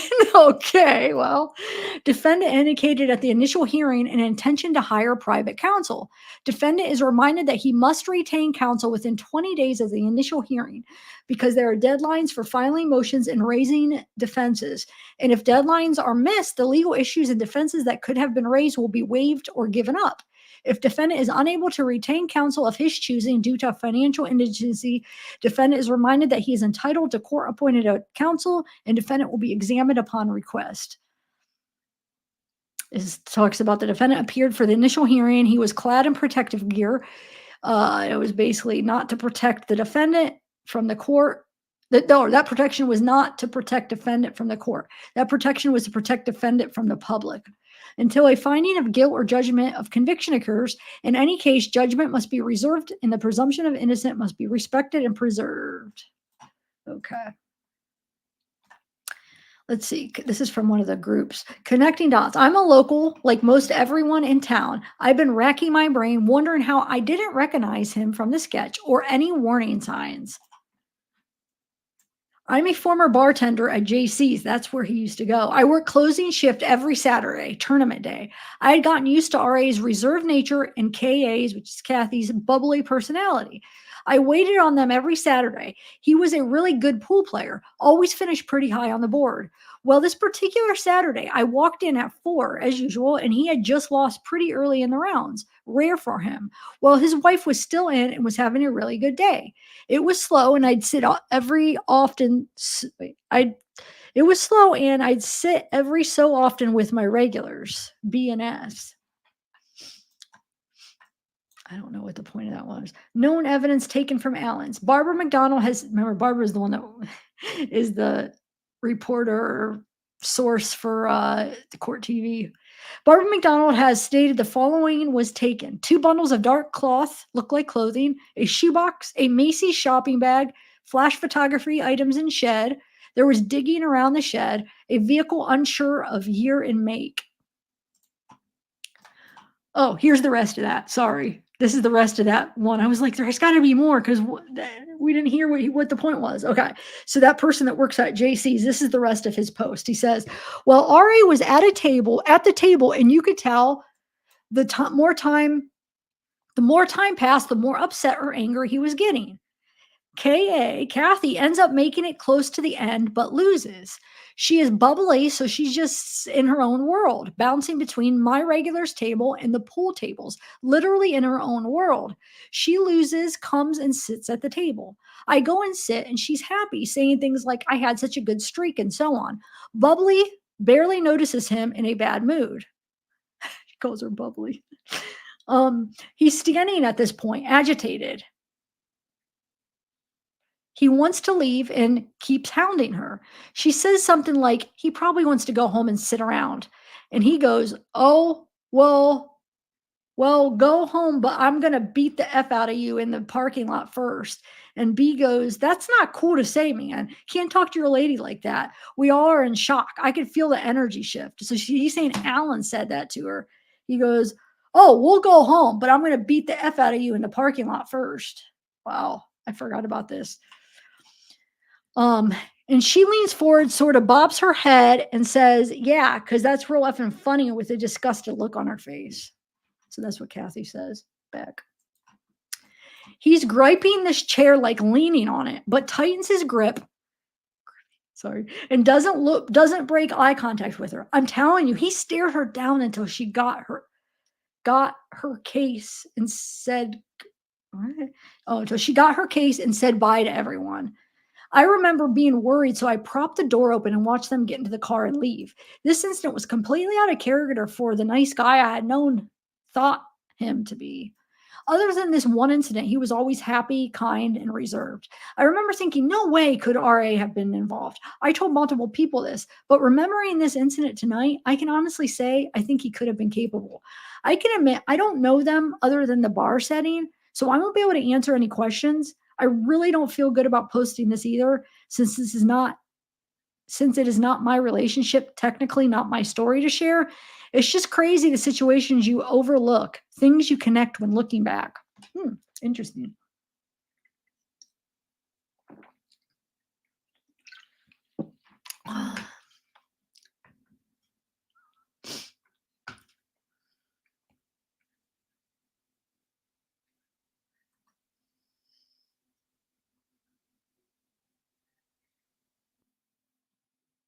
A lot of the same pictures here. Just left there. It's crazy busy on the Monon Bridge trail. Nowhere to park. This is the house the guy lived in. Nothing has been dug up in the backyard. You can clearly see it from when you look around the house. That's the Two Girls Memorial Park, named after them. The house looks totally deserted. On the right side of the house, and see the whole backyard, there's nothing dug up. It's like a circus in that neighborhood. Neighbors outside, neighbors are all outside. The road he lives on is a dead end, so everybody goes past his house, does a circle, and comes back out. Well, you can't see the whole yard because I think it was confirmed that they did dig something up, because I think weren't they talking about in the trial? They tried to look for, what was it? They were looking for, they were looking for the clothes, the sock and underwear or whatever that was taken. I'm pretty sure that was what was said at trial, is what they were digging to see if he saved them, right? Pretty sure I remember Warren saying that. Anyway, okay, so this is somebody else posted. They say no family relation between RA and KK, TKR, RL. So that's Richard, Keegan, Tony. Tony is Keegan's dad, and Ron Logan. So they're saying there's no family relation between all four of them. Because we've all wondered, since they go visit with Keegan, they go freaking search the Wabash River. Couple days later, they arrest freaking Richard. It just seemed too coincidental that Keegan didn't maybe like rat him out or say something that led him to Richard. Now we know that it doesn't seem like that's what happened, but it was just so weird how that all happened. So it says, I've seen some speculation going around that RA might be related to KK or to TK or RL. I'm an amateur genealogist, and I just spent a couple of hours tracing the genealogy of all these men back several generations. I found no family connection whatsoever. Also, RA's last name at birth was not Allen. RA's mother remarried when he was young, and the name Allen comes from the stepfather. I guess it's okay because I'm not revealing information about anyone except RA himself. His last name was Gorham at birth. I remember that. So basically, he took his stepfather's name, but at birth it was Gorham. Allen's his stepfather's. Okay, Tara German, this is Libby's mom. So many emotions tonight as I try to find my way to sleep. Our families have waited 5.5 years for this time to come. People ask me how I feel, and honestly, I'm a bit confused as how I feel. At first, when I heard an arrest was made, I just cried and cried happy tears. And then the anger set in. Why, I ask? Why would he do this? He's a father, a husband, a friend, a son. I'm just so full of anger, as I should be happy and overwhelmed with joy that we are on the path to justice. I'm sad for his family, as they too are affected by this senseless act of evil. So here it is, 8 hours before the press conference that will set a nightmare into reality. We finally have a name, an actual face to the sketch in video that's we've shared all over the US for years. 5.5 years to be exact. I think I spoke with this person weekly and didn't notice. I hope Abby and Libby know just how hard we have fought for them, and we will continue to do so until justice is served. 10/28 was the day. The day an arrest was made for our precious girls. Please keep our families in your thoughts and prayers. May we have more. We have more. I can't talk. We have many more hard days to come. Oh, this is somebody that worked with them. I worked with Richard Allen for 8 months at CVS. So to quickly disclaim, I'm not going to reveal anybody's name that did or still does work at that CVS location. What I can say is that I've been seeing a lot of speculation on really who he is. And if anybody knew anything about who he was, I did not personally interest myself in his outside life, but I did work with at the CVS from July 2020 to April 2021. I do not work at CVS anymore. And as others have stated, they were told to reply no comment in response to any questions related to him. To clarify as well, Rick was a shift supervisor, RX, in the pharmacy. He did have his license, but he was only really a backup technician if needed. He was mostly either a shift leader or a shift support when he worked. I was a shift supervisor during my time there, and I personally worked with him every time we had a truck for the week, if not 3 to 4 times a week. Rick was the first and unfortunately the most polite and cooperative person to work with. He did a great job hiding in plain sight, and it does shake me a bit that I was alone with him lots of shifts. But in my opinion, the only story I ever heard about Rick's past at the time was that he was a recovering alcoholic, went to an institution sometime prior to me working there, and that was shortly after the murder. He supposedly was institutionalized, and that's one of the things to look for. You know, divorce, like a divorce, mental problems, going to an institution, depression, just like big changes. Anyway, went to an institution sometime prior to me working there and had worked at Walmart for a few years. Rick never pinged under anyone's radar because he was literally one of the nicest and joking people working there. He didn't seem paranoid or afraid of anything. So, of course, anybody who wasn't the police couldn't piece it together. I'm still pretty shocked on how close I was to him, considering what we just found out. I've seen this question a few times. I am actually non-binary, but I present very much as a guy. And there were only 2 other guys working during my time. One will stay unnamed and the other was RA. Also, RA's last name at birth was not Allen. RA's mother remarried when he was young, and the name Allen comes from his stepfather. Oh, this is that same part. Gorham is his name at birth. They're talking about where he lives compared to the bridge. Let's see what this is. He catfished the girls using a fake profile on social media. That was Keegan Klein. No confirmed connection. RA had access to that account and was using it, which these are just people. There's no proof of that. You know how people, a lot of times they take something and they act like it's a fact. I mean, there was no proof of that. It hasn't came. I was hoping there would be some connection, but we have not seen any proof yet. Well, we won't. The state's case is over. Do you have a reputable source that says that? I worked my part-time job last night. I have a friend who came in who is a bail bondman in Indiana. I lived an hour away from Delphi. But I mean, that's obviously, that was just lies.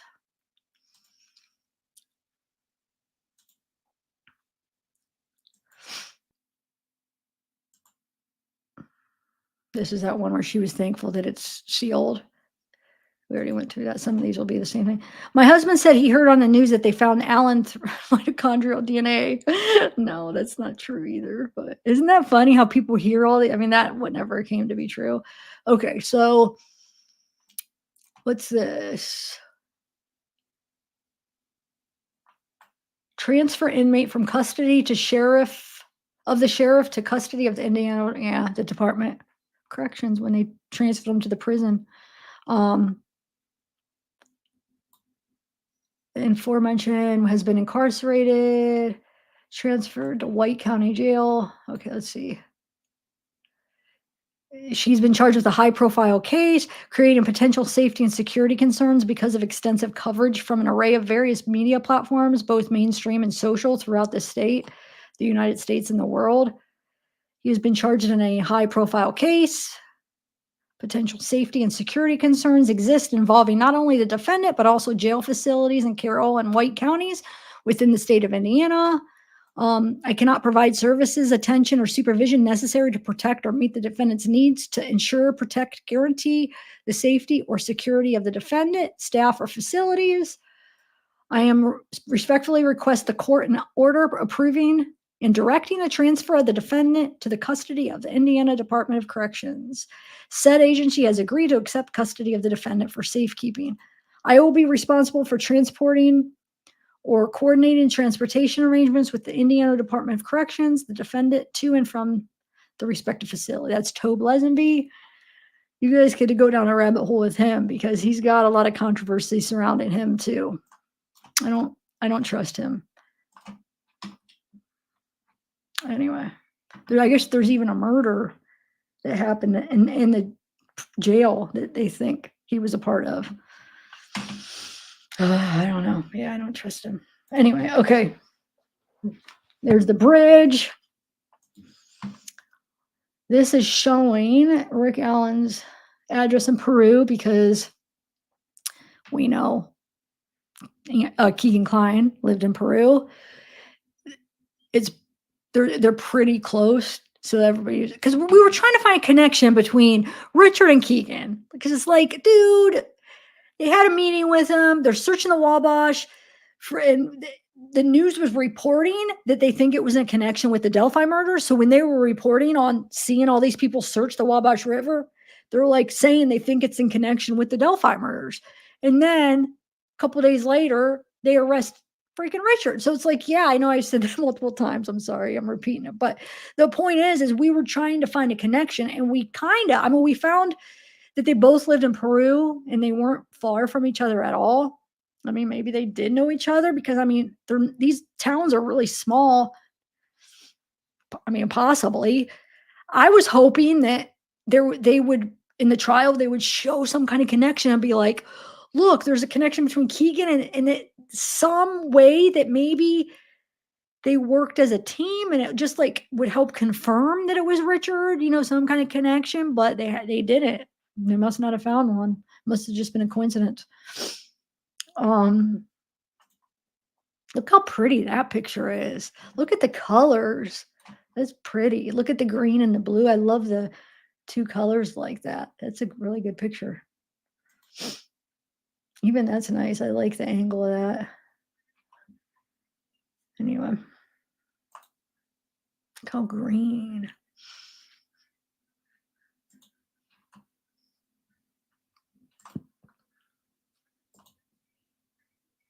I don't know where I got. I think I got them in a Facebook group or something, so I don't know who took them. Okay, let's see what this is. Oh, this is the Miami County prosecutor asked judge to drop 5 charges against Keegan Kline. As you know, he's been held on 30 CP-related charges.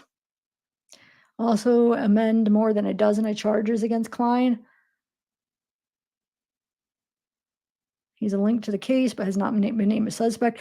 I'm still waiting because you guys remember hearing that interview where he said that he will talk about the case, what he knows, but not until after his case is over.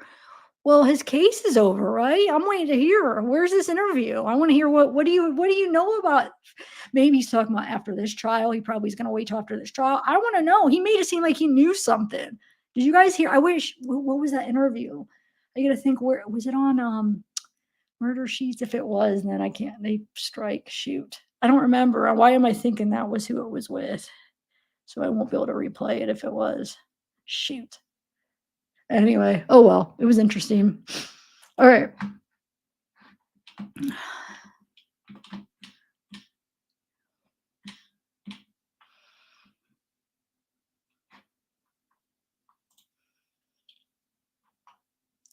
Oh, this is a little timeline. So July 14th, 2016, Keegan Kline creates the Anthony Shots Snapchat account. July 20th, he creates the Anthony Shots Instagram account. February 13th, Abby and Libby would go missing. February 14th, Abby and Libby's bodies found. February 17th and 21st, Richard Allen comes forward as witness who was talking on bridge. Talking on bridge, allegedly cleared as a witness. Exact dates are not available. Keegan Kline left for Las Vegas. Ooh, his Las Vegas stuff is weird because he added like almost like he was adding an alibi for this time. And it was a lie, like to make it look like he was in Vegas. It was weird. I did a lot of we dug into him for a while. Well, let me see. Shows conversations about meeting people in Las Vegas, prostitution between February 23rd and February 27th. Exact dates in Vegas not yet available. Well, he lied.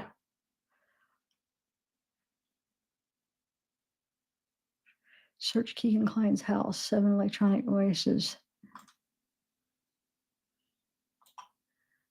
Oh, that right. Wait, he was quite.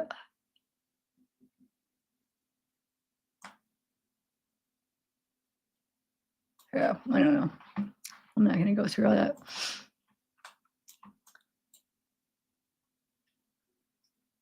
Order of recusal. Oh, is that when Diener? When was that?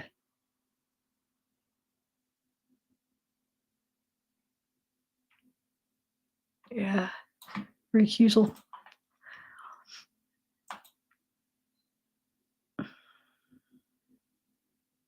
I'm thinking that's the 2 addresses. Why am I thinking, since I have it up, it's probably, I can't remember what all the addresses are, but it's probably Richard's and Keegan's to show how quick they lived, how close they lived. All right, let's see. Here we go.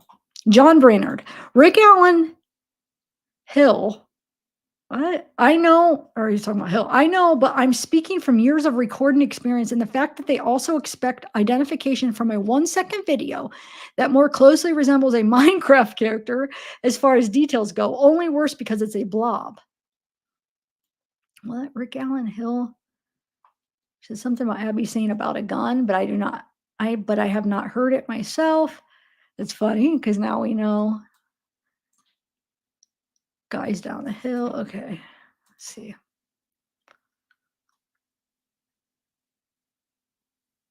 So this is his arrest. So when he was at least marked down for this, it says 5'4", 180 pounds. But this also is from 2011. All right, what's that? Say public. Sorry, I haven't looked through these files. I'm just trying to figure out as I go. Public hearing.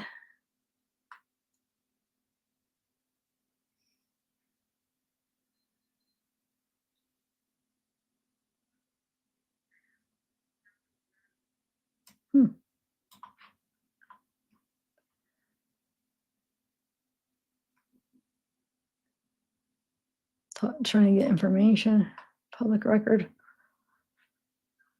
which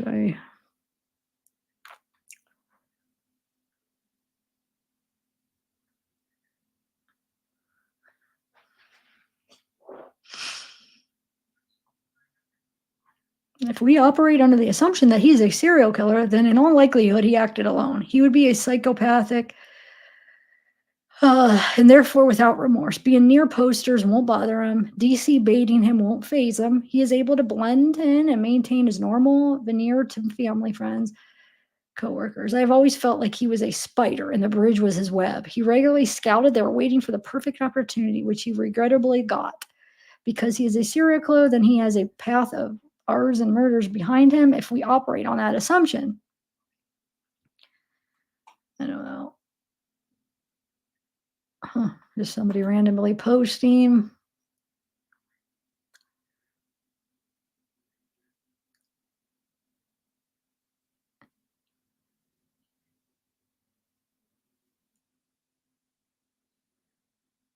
Yeah. Search for a month, and then law enforcement searched Richard's residence shortly after finishing their river search.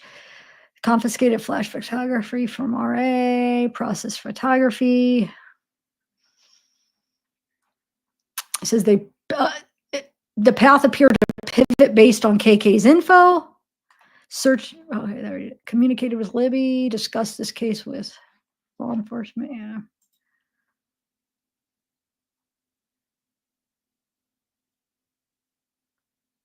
It says RA followed Bridge Creek home. Bridge Creek seems to connect to Deer Creek, very close to Monon High Bridge, and would have allowed RA the opportunity to get all the way back to his house off the West 200 North undetected, even covered in mud, blood, and water. Huh.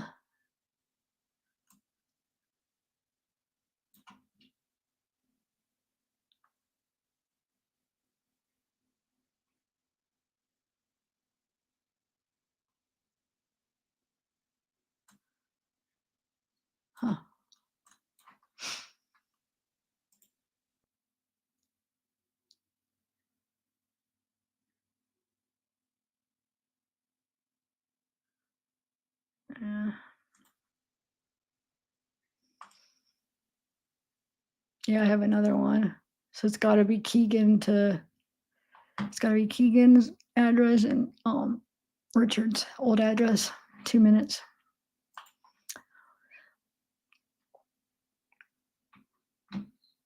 Yeah, somebody said that looked like Richard, but it's not. That's at the Flora house.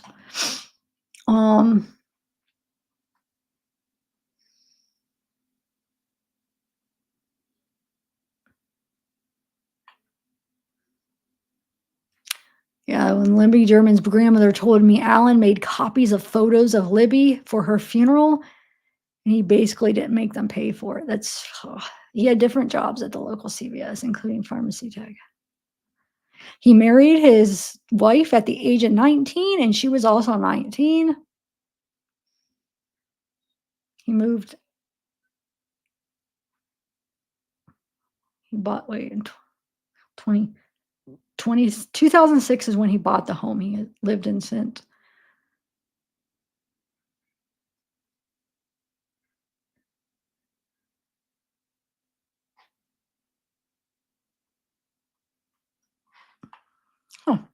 Oh.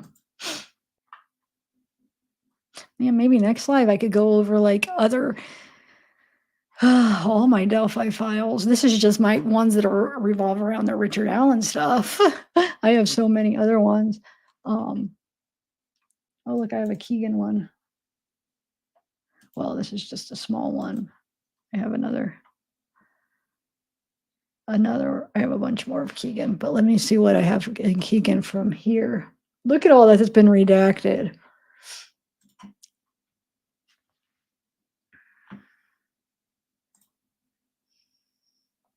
Wow.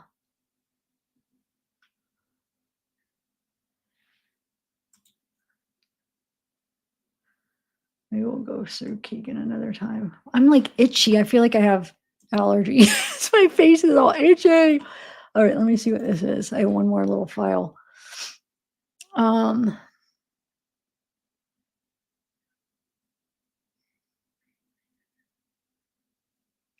Oh, I remember the reason I've saved this is because I felt like this guy kind of looked like Richard. On April 1st, 2021, 8:32 a.m., a 28-year-old woman reported that she was physically attacked and assaulted on the Nature's Path at Grand Mirror State Park in Lincoln Township. The victim reported that today, shortly before 8:30 a.m., she was sitting with her dog on a trail about a quarter mile from the state parking lot. While sitting with her dog, an unknown white male suspect came up from behind her and grabbed her, pushing her back onto the ground. Suspect then began kicking and punching her in the torso and face area. The victim fought back during the assault, and the victim's dog bit the suspect. The assault lasted approximately 2 to 3 minutes before the victim was able to separate herself from the suspect.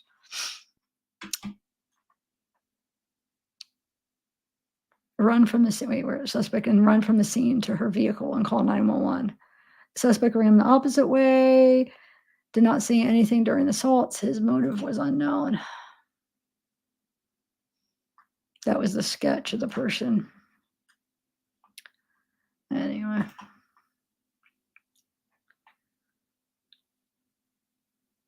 So this is a part of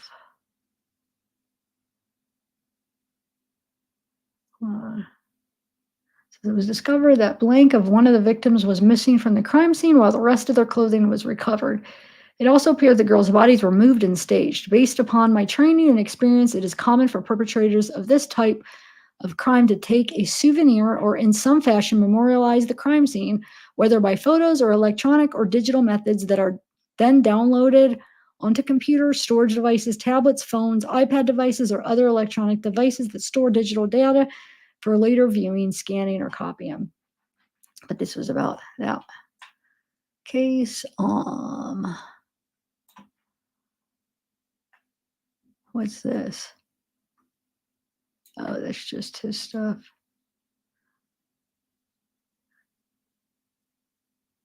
Oh, another person that disappeared on Wabash.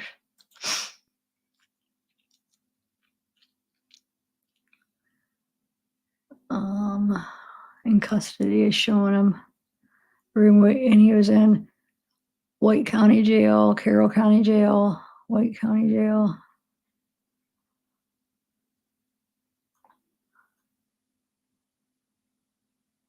Huh.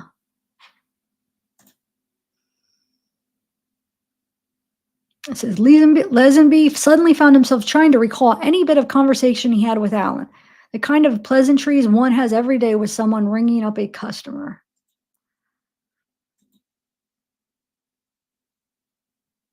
Allen's apparent undistinguished life in the community stunned local law enforcement. I've been in our business, for a while, and I thought, boy, how'd I even miss that one? Carroll County Sheriff Tobe Lesenby, who's been in law enforcement for 36 years and whose department assisted in the multi-agency investigation, told Indy Star.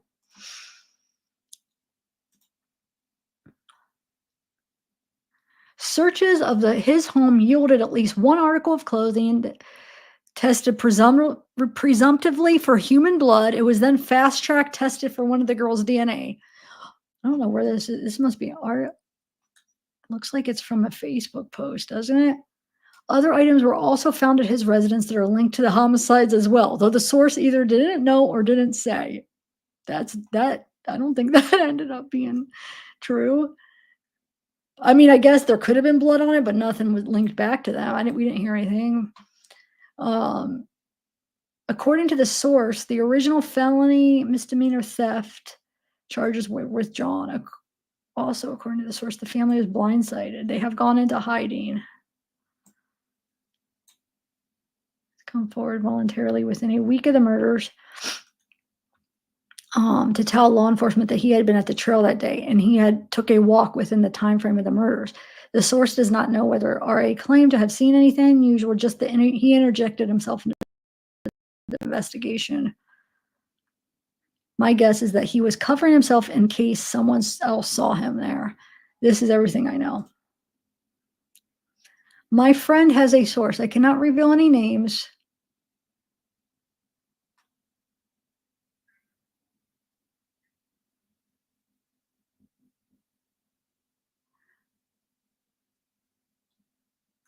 See, that's all false. See how things, oh, my friend has a source, and none of this stuff is even true. It didn't come, it was a part of investigative efforts. They just missed a lead. And here's where that thing, like, I don't think this was true because we haven't heard anything about this. But when this first happened, this was going around that he was accused of stealing some toys out of a neighbor's garage. He was caught red-handed with one of the items in question.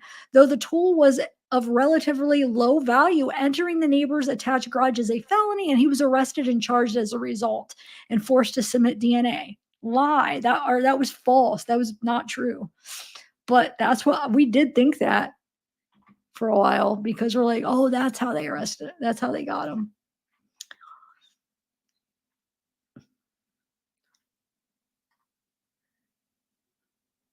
All right. Oh, shoot.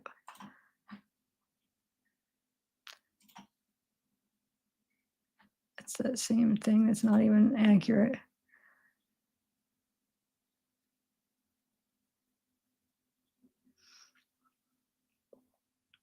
Yeah, see, that's not accurate either.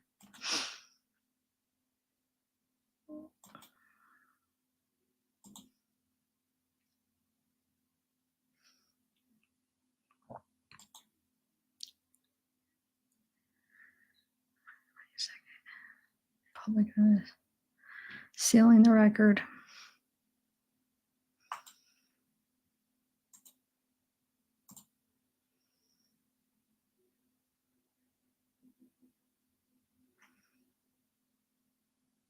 Yeah, he printed the bridge guy. Richard was the one who printed them and did not charge her for them. Says Abby's grandparents drive by his house every day on their way to town. They have talked to him at the pharmacy. He went to the bar, Anna, and sometimes worked there. Anna sometimes worked there. At times she would talk to him, which is Abby's mom. A local attorney said that the few days after the girl's murder, Richard voluntarily checked himself into the local mental hospital. Richard's wife shared a photo of their daughter on the same bridge in 2018 that eerily has a similar body type of Libby. Richard stole something. The police went to his house to look for it. They dug it up in his yard and found evidence of the double homicide. See, that's not accurate. It's just crazy how, people say it like a fact, and instead of saying, oh, we heard, or maybe, it's like saying it as a fact. These are just screenshots from like Facebook groups and stuff, or I think one of those was a part of an article, to be honest. But from doing true crime for years, we've learned even a lot of times articles aren't accurate. We've caught a lot of mistakes in articles, but it happens. I've made mistakes too. I think we all have. Get wrong information, or I try to make sure I say, like, it's just a post from Facebook. Take it with a grain of salt. These are just Facebook posts. We can't prove it's legit. It's just people posting. And you could get a lot of good information from it, but you could also get a lot of not good information from it. People claiming they're somebody who they aren't, or they know somebody who they don't. But sometimes it is good. So I like to look through it still. Anyway, all right. Yeah.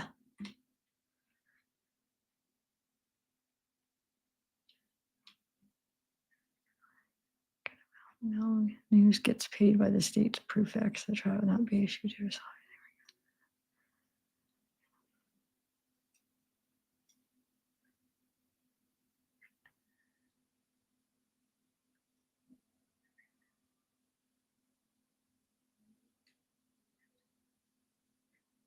Wait, what are you guys arguing about in here?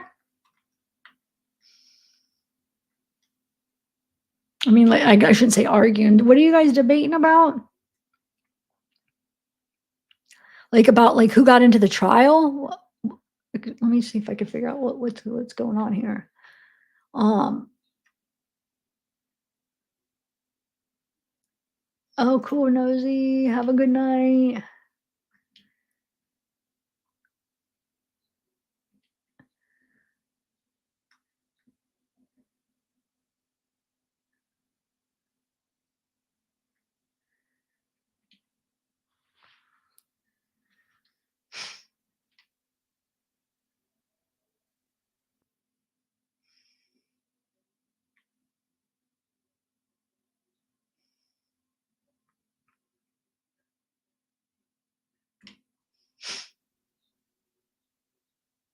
Well, I don't know, Justice Shame.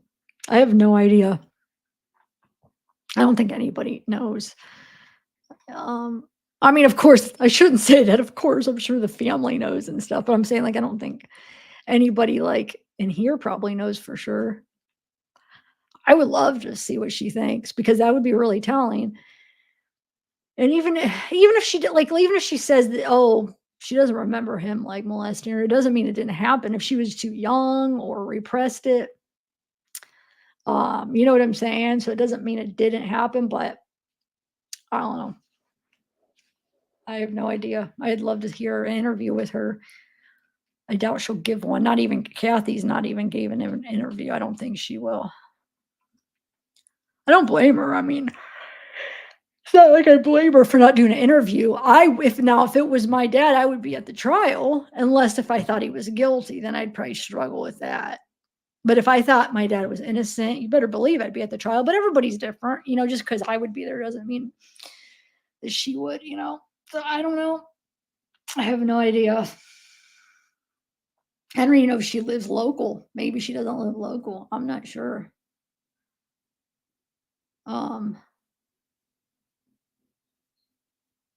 No, I'm saying nobody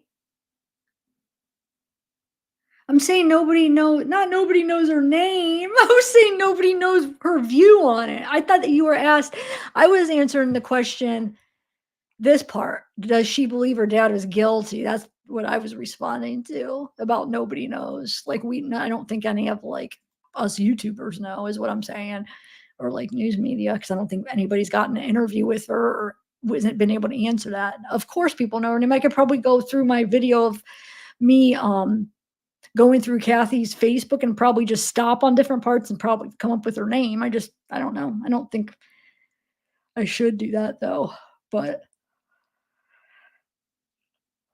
or I could just probably pull his record and see who his family is, because I could do like my background search and it'll bring up different people connected, but I don't know. So yeah, that I could definitely find out, but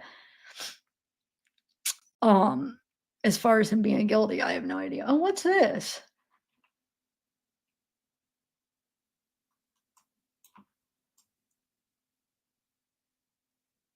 This is a part of the Keegan stuff.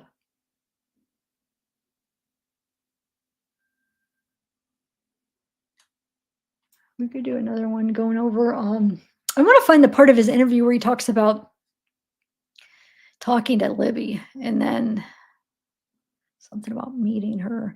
They mentioned something like, "Oh, you were supposed to meet her," and then doesn't he say something like he doesn't remember or something like that? And then later on, he almost like confirms that he'd said that or something. I haven't listened to his interview in a while. I'll have to maybe go through it. Oh my God, I can't quit yawning, guys.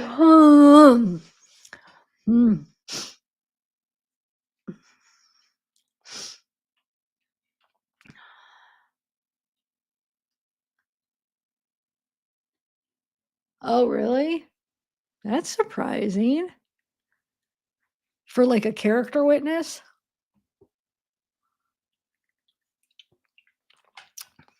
Doesn't mean they'll call all the witnesses. They don't call all the witnesses. They just potential that they can if they want. A lot of times they kind of go as they go. You know what I'm saying? And they choose to call certain ones and not call certain ones. Let me see if I could find where she's on the witness list.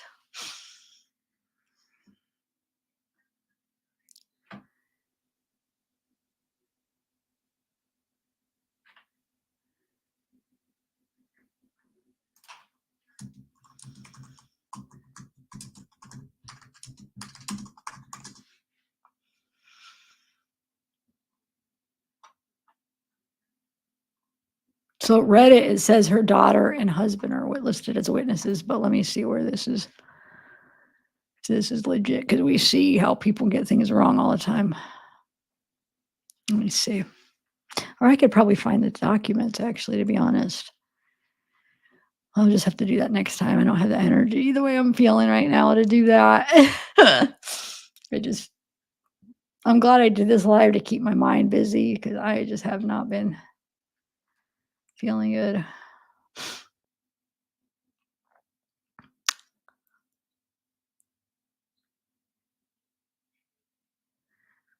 Says Richard Allen's daughter, along with her husband, was also listed on the leaked discovery index as having been interviewed prior to law enforcement reaching out to Kathy and Richard.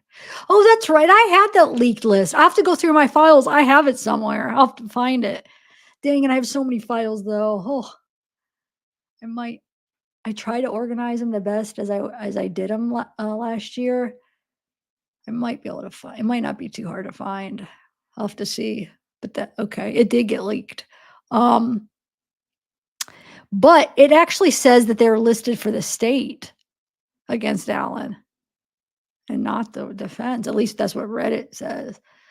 I'm gonna have to find it. I'll try to find it for next live because it would be on my other computer. I'll transfer it. I've been transferring things through a USB, just going over there, download it on the USB, and then bringing it over here. So I'll just have to do that. It says Kathleen Allen's sister was interviewed prior to Richard's interview in 2022, and these are listed in the leaked index. It says, again, none of this information is verified and should be considered a rumor. I do not have the source within the investigation, so all of these should be taken as only a possibility.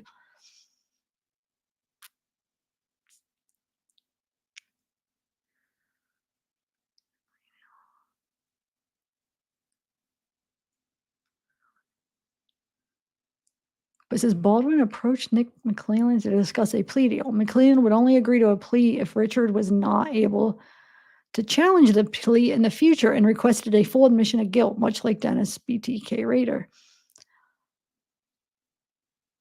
The confession supposedly came on the same day Richard Allen requested the plea deal. Huh. I don't know. This is all on this here. Look, this Reddit. I don't know if it's legit. Hold on a second.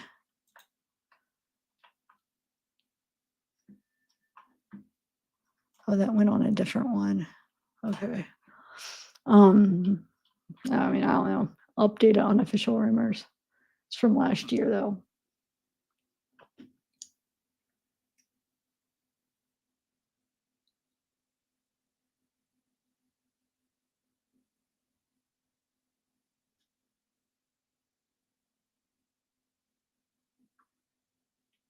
Huh. Yeah.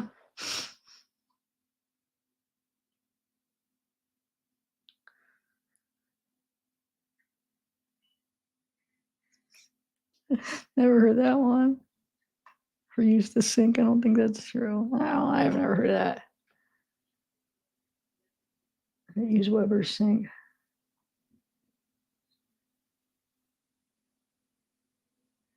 And then Kathy gave a false alibi for Richard in 2017. No, I don't think that's true either. She told law enforcement she was at home and saw Richard. She was actually visiting her sister with their daughter at the time of the murders. That can't even be true because Richard even admitted being there, so that don't make no sense. Anyway, all right, guys, I think I'm gonna end it. Yeah, next time I'll bring in like the file is we could go over either Keegan or we can mix it with Keegan Ron or just like all of my Delphi files. I have a ton just from last year, but then I have some prior to that. I don't know. It could be interesting. Or maybe. What do you guys think?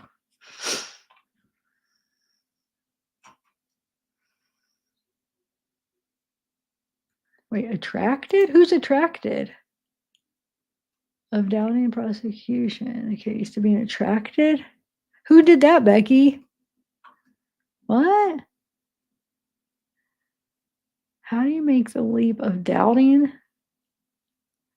prosecution to be attracted to the accused? I don't know where that's even coming from.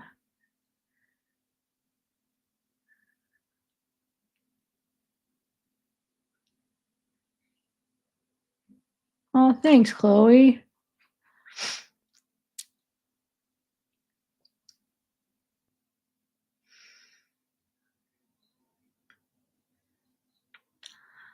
The state acted like they had bombshells and they had nothing but duds. I don't know what to believe now. I don't know how they thought this was enough to take to trial. Oh, I agree. They acted like they had way more than they did. I just keep thinking about the statement where it's like, Carter's like, oh, someday you'll know what we know. Soon you'll know what we know. Or like when he's like, oh yeah, like before they even arrested Alan, which we know they knew crap before that. They had crap. We know that now because we see like what they had. They didn't have anything. And he was even saying then like, oh, we know a lot. We know a lot about you. They didn't know crap. They didn't. That was a freaking lie, but I get it. It was to scare him. Like it was purposely said. Of course, they didn't have anything, but they were trying to scare the person that did it to make him think that they had more. I mean, I get it. That's a part of their technique. But, you know, we were hoping they did. And then, like I said, after they arrested him, it's like, oh, you'll see. No, we won't. I mean, I don't know. I don't think they're going to be able to agree. I think it's going to be like a hung jury. I don't know. I'm afraid that they're going to have a retrial because it is so split out here. Like, it's like, but I'm hoping that maybe people being there and seeing that stuff with their own eyes, maybe it's not as split when you get to see it. I don't know. But I almost don't think that it closes in that because we have different people reporting on it and you have people from both sides think he's guilty, think he's innocent, and some of the reporters just are like confused. They don't know. So think about what the jury's thinking. How are they going to come to a unanimous decision? I don't see it happening. I think it's going to be split. Not only can it not be split, I mean it has to be everybody has to agree. I don't even think it's going to come to like one or two being a different opinion. I think it's going to be split. Like it's going to be like half and half. I don't know. I think it's going to be a long deliberation. I mean, they could surprise me and watch. It could be short and something we didn't expect, but I think it's going to be long, and it's going to come where they couldn't decide. And then what? They got to go through all this again. Oh yeah, I forgot to do a poll. Hold on, man. I meant to do that earlier. Hold on.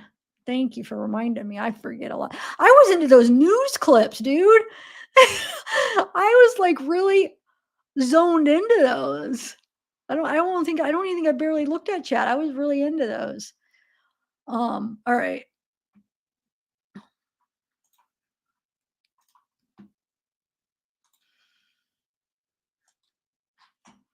Okay, let me do a poll.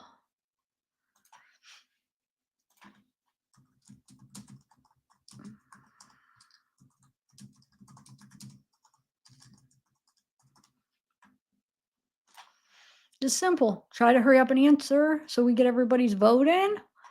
And did what, Kaleidoscope? Or Kaleidohope? You said what YouTuber did what? Let me see. What? Somebody did that? I didn't know that. Who? You must tell. Who's Christy Lead? I don't even know who that is. You're saying the YouTuber is Christy Lead? Huh. I never heard of her.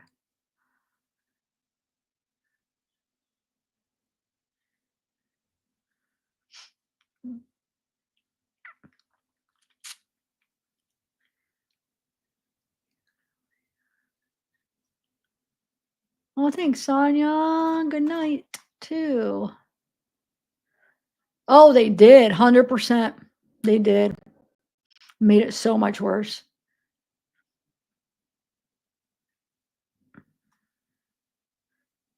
And you heard what they said, right? You heard that they were telling the witnesses not to talk into the mic.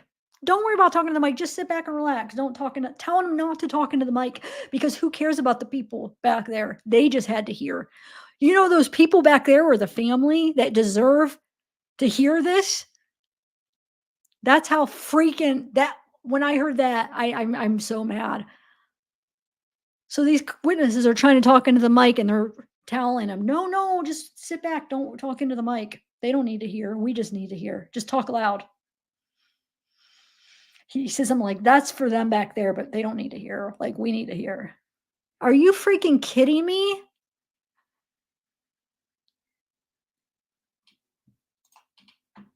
Did you guys know that? It's what Lauren relayed that. I'm sure anybody you guys are watching probably told you that too.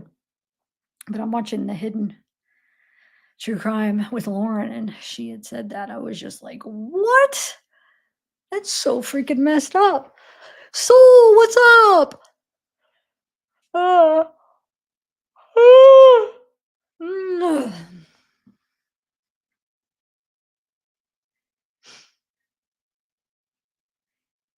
Did you all saying, are you watching anybody?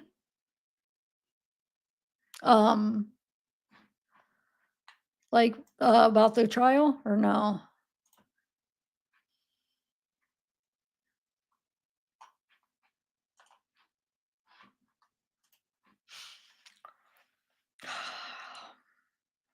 Unbelievable.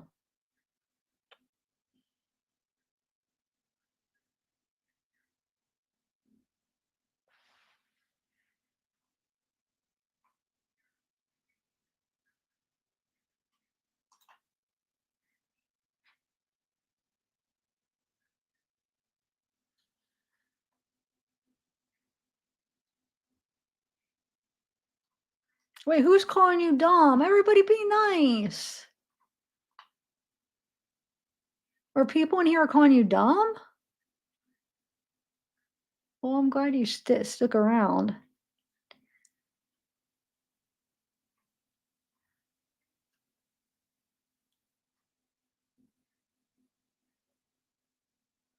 Just come back for me because I don't call you dumb. I understand. I mean, I understand both sides. I see both. I see why, like I said, a year ago, I was thinking thinking something different than I am now. So I mean, I'm it's fine. Who called you dumb? I'm sorry. Um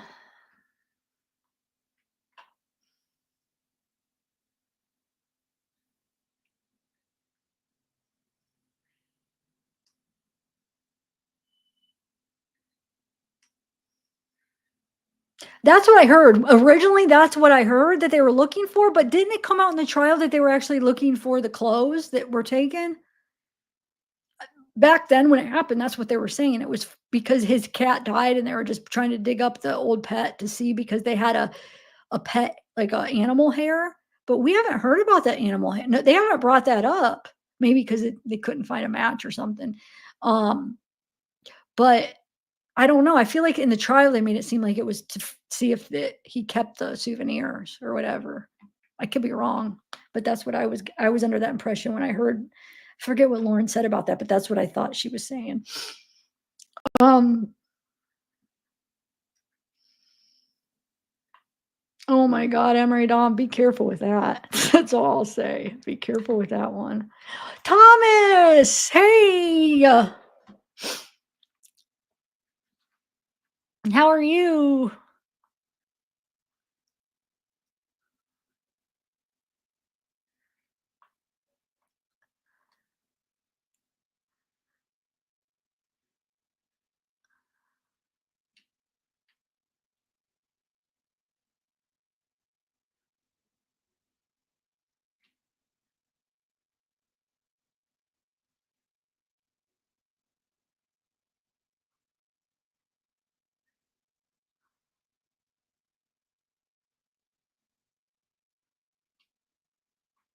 Thanks, Becky. Oh, you know what I'm spitting out. Or wait, what is? I was trying to think of a better word, but you know what I'm trying to say. Yeah, yeah, it's a dangerous one there.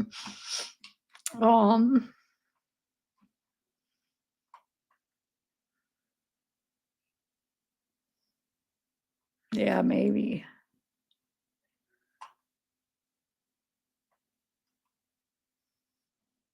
I'm okay. It's been a sucky week and I haven't felt very good. So this isn't making me feel better. It's taking my mind off of it. I just feel like crap. I'm dreading tomorrow and tonight.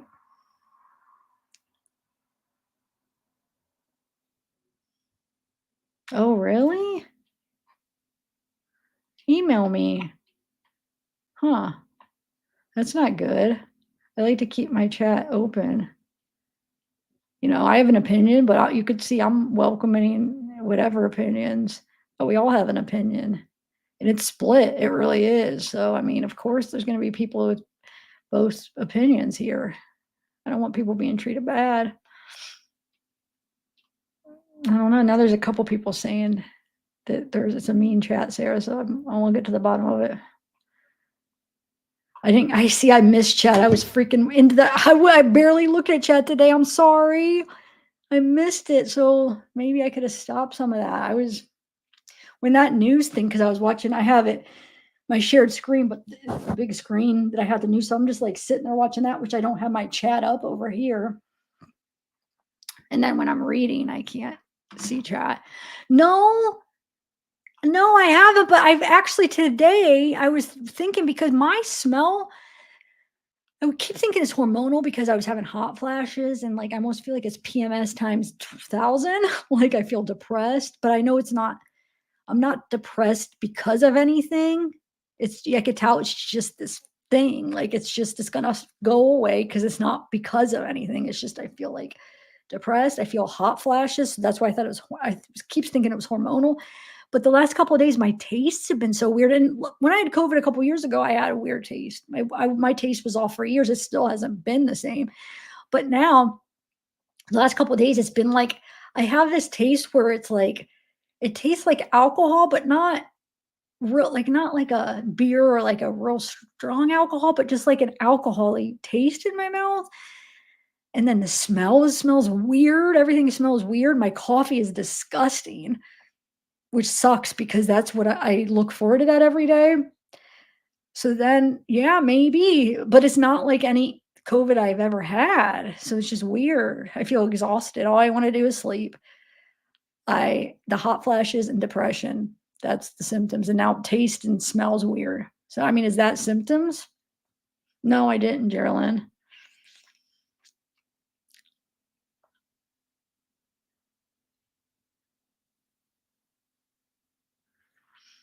Wait, what do you mean, salty siren?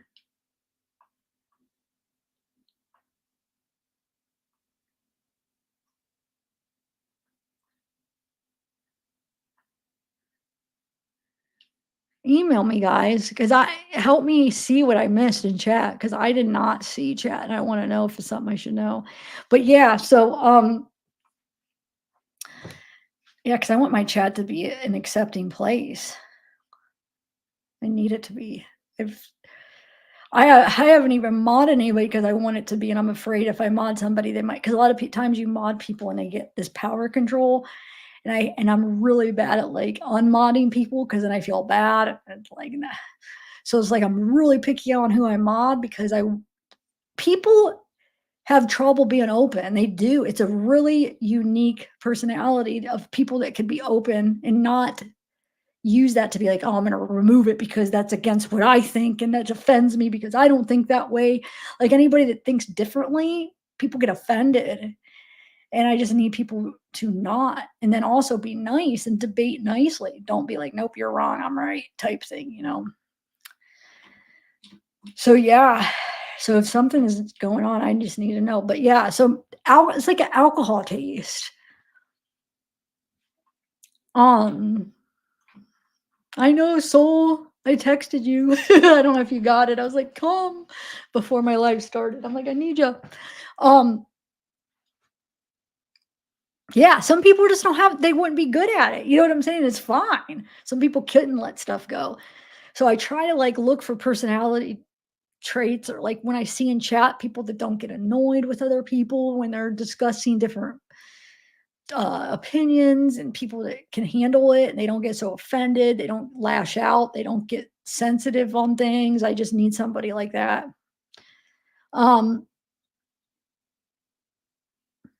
Wait, what? That it's any other, that it's overwhelming? Because today we were going over Richard Allen. What do you mean? Go look at my playlist from Delphi playlist. You're not being accurate. Go look at my Delphi playlist and then come back and say that. Okay, thanks. That's not accurate. So that upsets me. That's not accurate.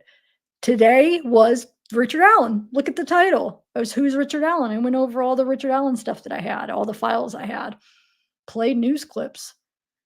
I wasn't the one doing the news clips. I was playing old news clips from when he was arrested. It opened my eyes to a lot of things about Fran Gall and stuff. I learned a lot of things. I thought it was interesting. And then my other ones, I've been playing clips on the trial. Go look at them. They're all just part 2, part 3, 1 and 2 is just clips from the people covering the trial, the news covering the trial. I just played clips. And then go back last year, the last time I covered it before this, and you will see I've went into all kinds of different options. So maybe before you talk, don't judge me on one video. You know, I went over a ton of different options. So yeah, that's funny. Are you the one commenting about like, it's funny because I did that voice comparison, put it out, no opinion. All I did was because people have been saying, I've seen people in comments of people covering the trial or news clips about like current stuff, like, oh, we never heard Richard Allen's voice. What does he sound like? What does he sound like? So I thought, you know, I'm going to redo. I did a voice analysis a couple years ago. I'm going to redo that and put it out. All I did was did a comparison. I didn't say my opinion. All I did was played it. Didn't talk at all. Didn't say my opinion. Just played it. And I got people, oh my God, you're spreading misinformation. I'm like, wait, how am I spreading misinformation? I didn't even give an opinion. I just played it. And you guys can make up your own mind what you think. And then one person says, what was the other thing? It was,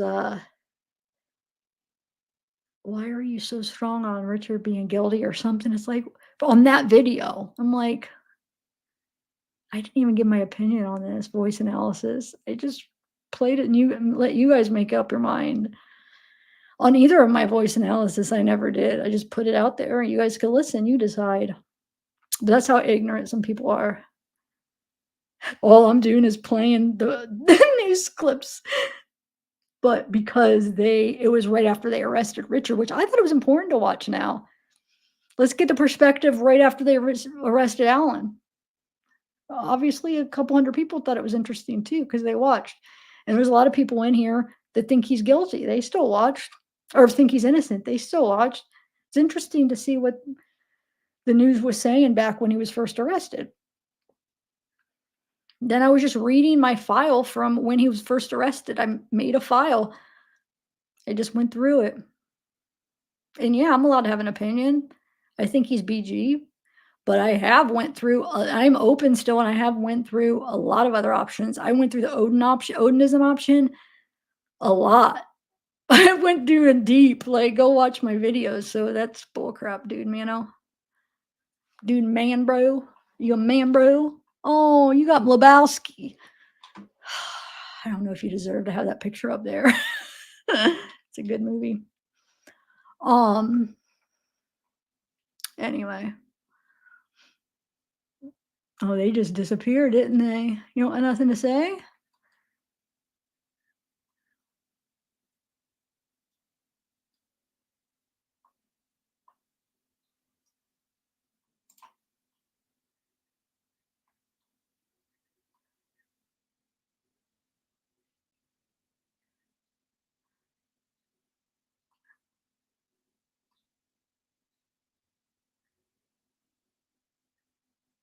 Well, okay. Well, then why doesn't he come back out and answer then? It sure looked like he was talking to me. Like, why don't, because today was all about Richard Allen. And instead of like looking at my past, you're just going to judge because I went through my Richard Allen file. I don't know. Maybe I misunderstood it, but he isn't coming back to say anything.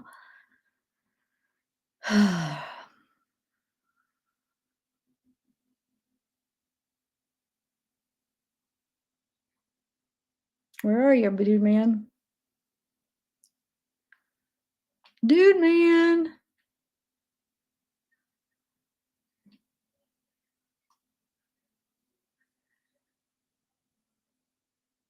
Yeah, I think so too, Ghost. I think so too. And I agree. Like, I wish I was there. I wish I could see what they saw, because I mean, maybe we would have a different, I don't know if we would. I don't know. We're not there and can't see it, so it sucks. And even people that are there, has anybody been there every single day? I feel like no. I feel like some people are missing some days because they get out and they have to get in line, and people are already in line from when they get out. So the people that sleep there, they're not even guaranteed after the first break of getting in again, which is bullcrap. They stay overnight, the whole night, and you can't even guarantee the spot. You make them lose their spot. I think they should be guaranteed the whole day. That's bullcrap. So you sleep overnight and you could only have a couple hours. Bullcrap. Oh, thanks, Annabelle. I'm just a little grouchosaurus. I just can't wait till I feel better. Thank you, Geraldine. But you guys helped.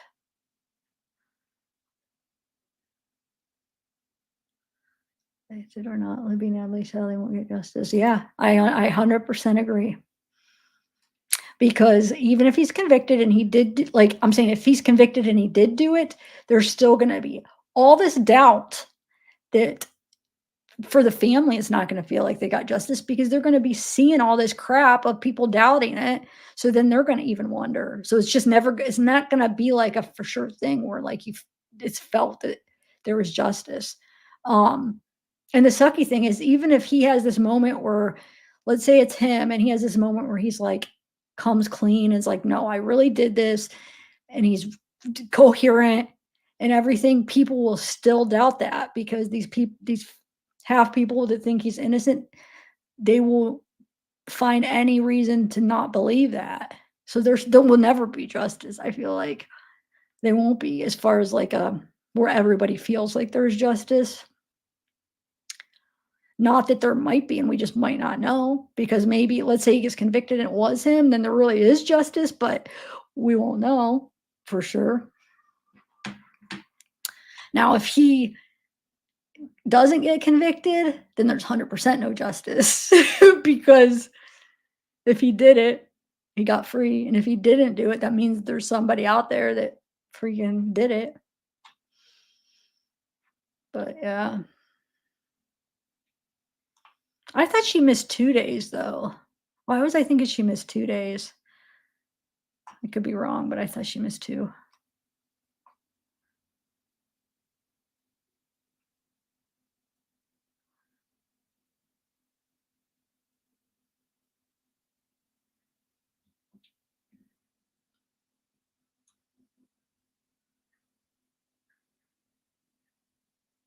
That's a good point. That's a really good point, because the defense attorney is going to be biased for the defense.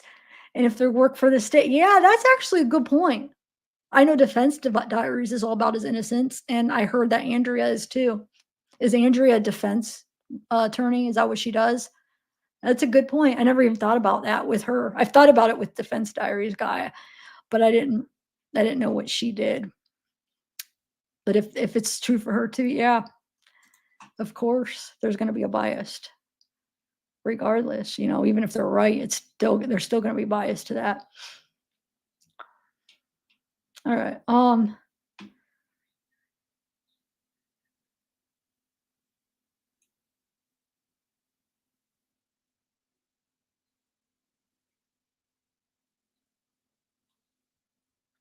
Yeah, I love her. She's been doing great. I still have to watch her last one. I was watching it earlier. I put it on ×2 because I was trying to finish it before the live, but I couldn't. So I still have to finish it.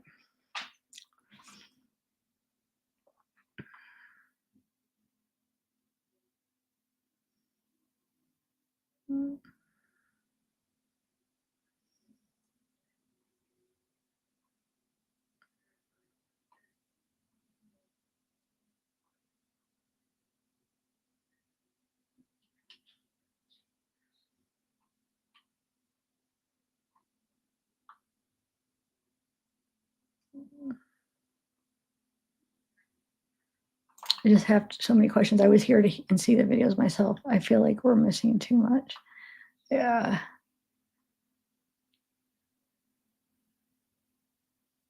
I know. Really, Clyde, I hope that's good. Lauren is too. I feel like she's been reporting it neutrally. Just because she has an opinion, she's still just been reporting what happened. But everybody's allowed to have an opinion. And she doesn't share it that much because she doesn't want to like make people think that she's being biased on her reporting. But like she really has, regardless of you know what she's thinking, she's been just reporting the facts. But I know she gets accused of being biased, and it's like, well, how is that biased? She's just reporting both sides. Like you could tell she's reporting totally neutral, in my opinion. And then at one time she did share like totally off like reporting. She just gave her opinion. She's allowed to have an opinion, but I don't think it's affecting her reporting at all. But she gets a lot of crap too. I feel bad. I guess we all do. Yeah, I think so too. Oh, really? Well, it depends. With her, I'm able, because I know this case so well, I'm able to follow her fine without, And she doesn't have time. I get it. Like, she's going, not sleeping. So she's just like coming and reading her notes. Totally, there's no way she's going to be able to share and like have a big presentation. She absolutely has no time. I'd rather just hear her notes. But to me, like, it depends what it is. If it's a case I'm not that familiar with, then yeah, I want to see visuals. But like, I know this case so good that I could just listen to her and follow it really good. Like, you know what I'm saying? It's not hard. Anyway, I know I hate podcasts too, Casey. I'm not a podcast. I need to watch something. Like, you don't catch me just listening to like, well, I guess if I'm like busy and I have something in my ears, but like that's not my preference. When I do mine for like my fun watching, I want to watch something. I don't want to just like listen to something. But a lot of people like to listen because they like to do things. So I get that because I have done that, but I prefer if I sit down to enjoy something, I want to watch something. Oh. Hey, Tennessee.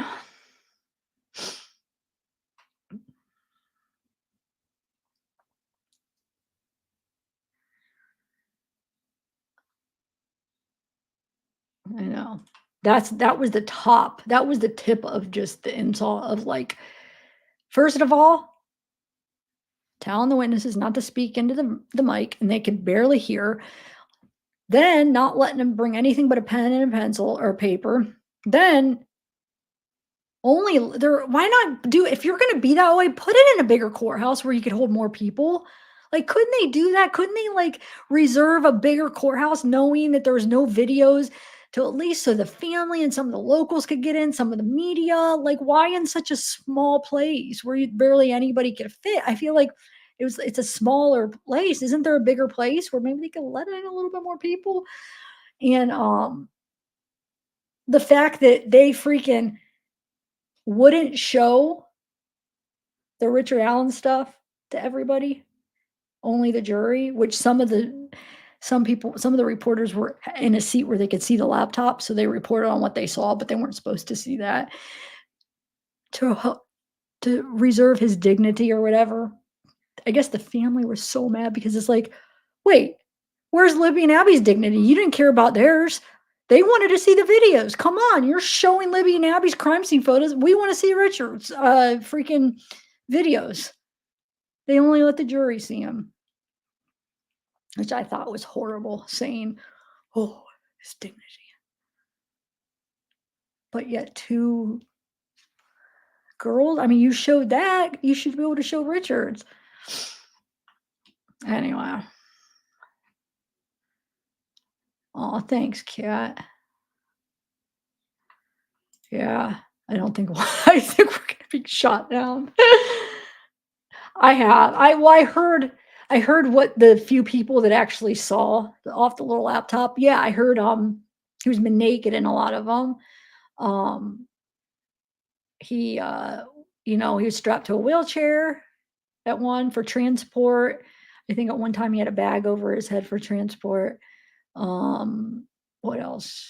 There was more. I forget now. Hold on. I did see the reports on it though. What was the other thing? Oh, they were bathing him with his hands behind his back, handcuffed. They were bathing him. I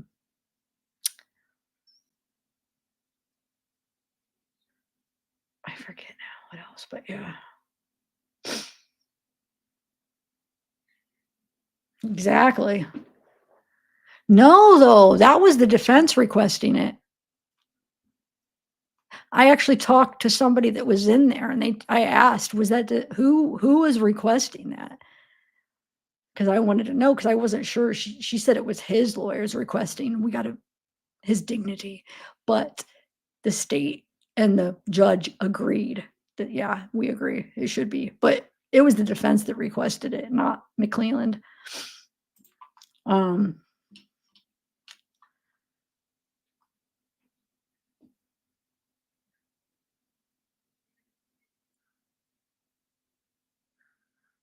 You have Big Lebowski too.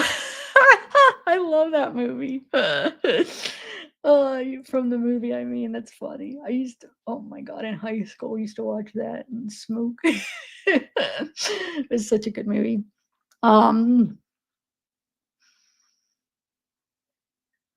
Yeah, no, I'm not saying, I was just saying, I'm just stating a fact. I mean, I'm not saying any, oh, you're probably talking to somebody else and judgment on it. I'm just saying I heard at one point they were bathing him, and one point for transport, sometimes he had a bag over his head. He was strapped to a wheelchair. Why can't I remember the couple of the other things they said? I don't know, forgive me. My brain's a little tired. All right, guys, I'm gonna go. Season, you're always busy to work. Oh yeah, dragging him. That's right. That's the other thing that they were dragging him. Because he probably wasn't walking. He probably wasn't participating in walking, where they probably had to drag him, is my guess. Which maybe they could have just like picked him up or something, but I don't know how strong the guards were. I haven't seen it. And I mean, obviously a lot of people didn't get to really see it clearly besides the jury, but I heard their expressions were said a lot. They even said McClellan on one of the videos looked like appalled. And there was a gasp by one of the jury members, and they just look horrified watching it. But I bet you, like, I think like my facial expression, I bet you I'm very, my expressions are very, they're all in my face. Like you could always tell how I feel like. So I bet you I'd be one of those people that people would be like, whoa, look at her face. Oh my God.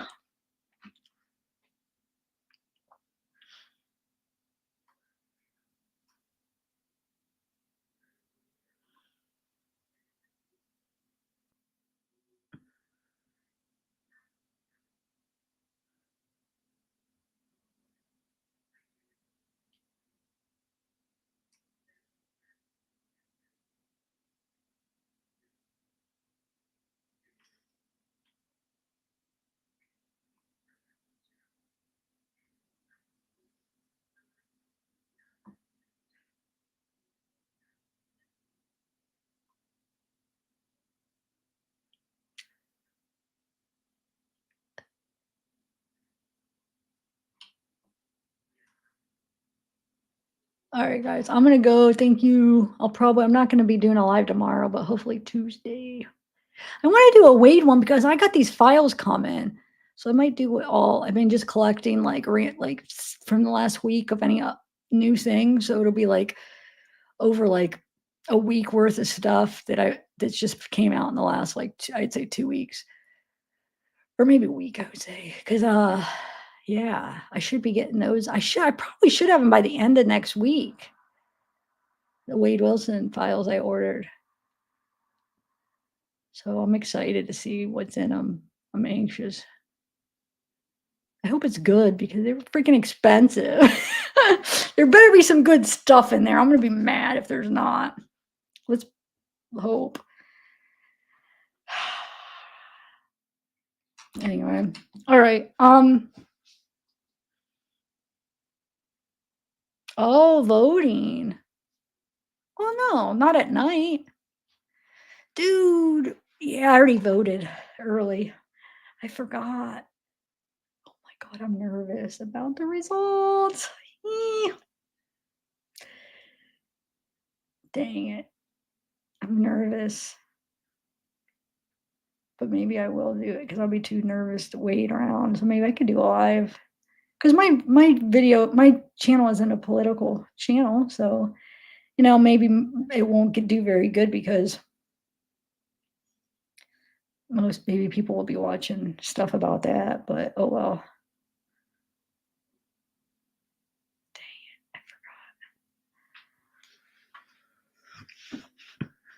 Yeah, I already did too. Me and my mom did like last week. It was actually busy for early. It was pretty busy. They were really organized too. But it was busier than I thought. Like there was a long line, which is good to see.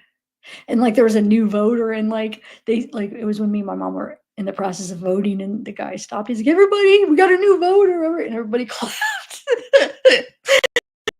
It's like they acknowledge like new voters. It was cute. Anyway, yeah, that's true. Wyatt, are you really worrying about it? You seem too young to worry about. Like, maybe not though, but you can't even vote yet, huh?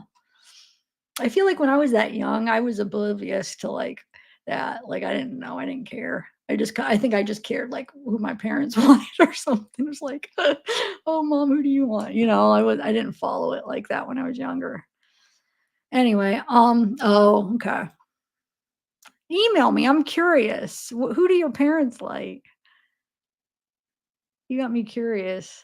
You don't have to say it here because it could start like that's so divided. I don't even want to get into that kind of stuff. But like, email me on who they want. Anyway, oh, well, you just flat out say, okay. Oh, it was Angie. How old are you? Are you just 18, or is it just because you just never voted before? No, you're fine. I was just trying to protect you. If you don't care, that's fine. I just didn't want you to get, people that were the opposite. I didn't want people to like get on you if they like the other person. That's all. That's on you though. You're gonna have, you know how divided that brings people. Oh, thanks, Bronny. But no, I don't care. You're fine.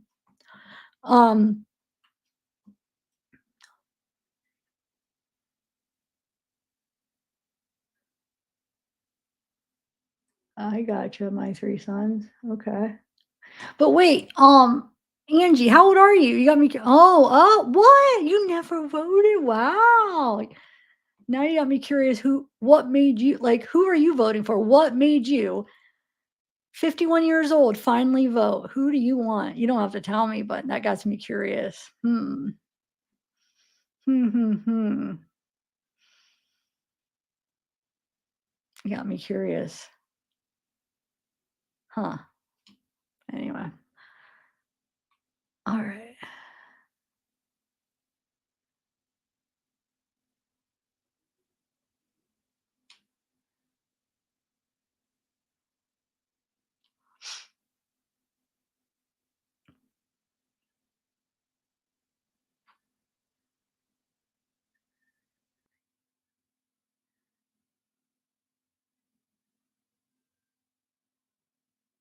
Next elect? Oh yeah, you will.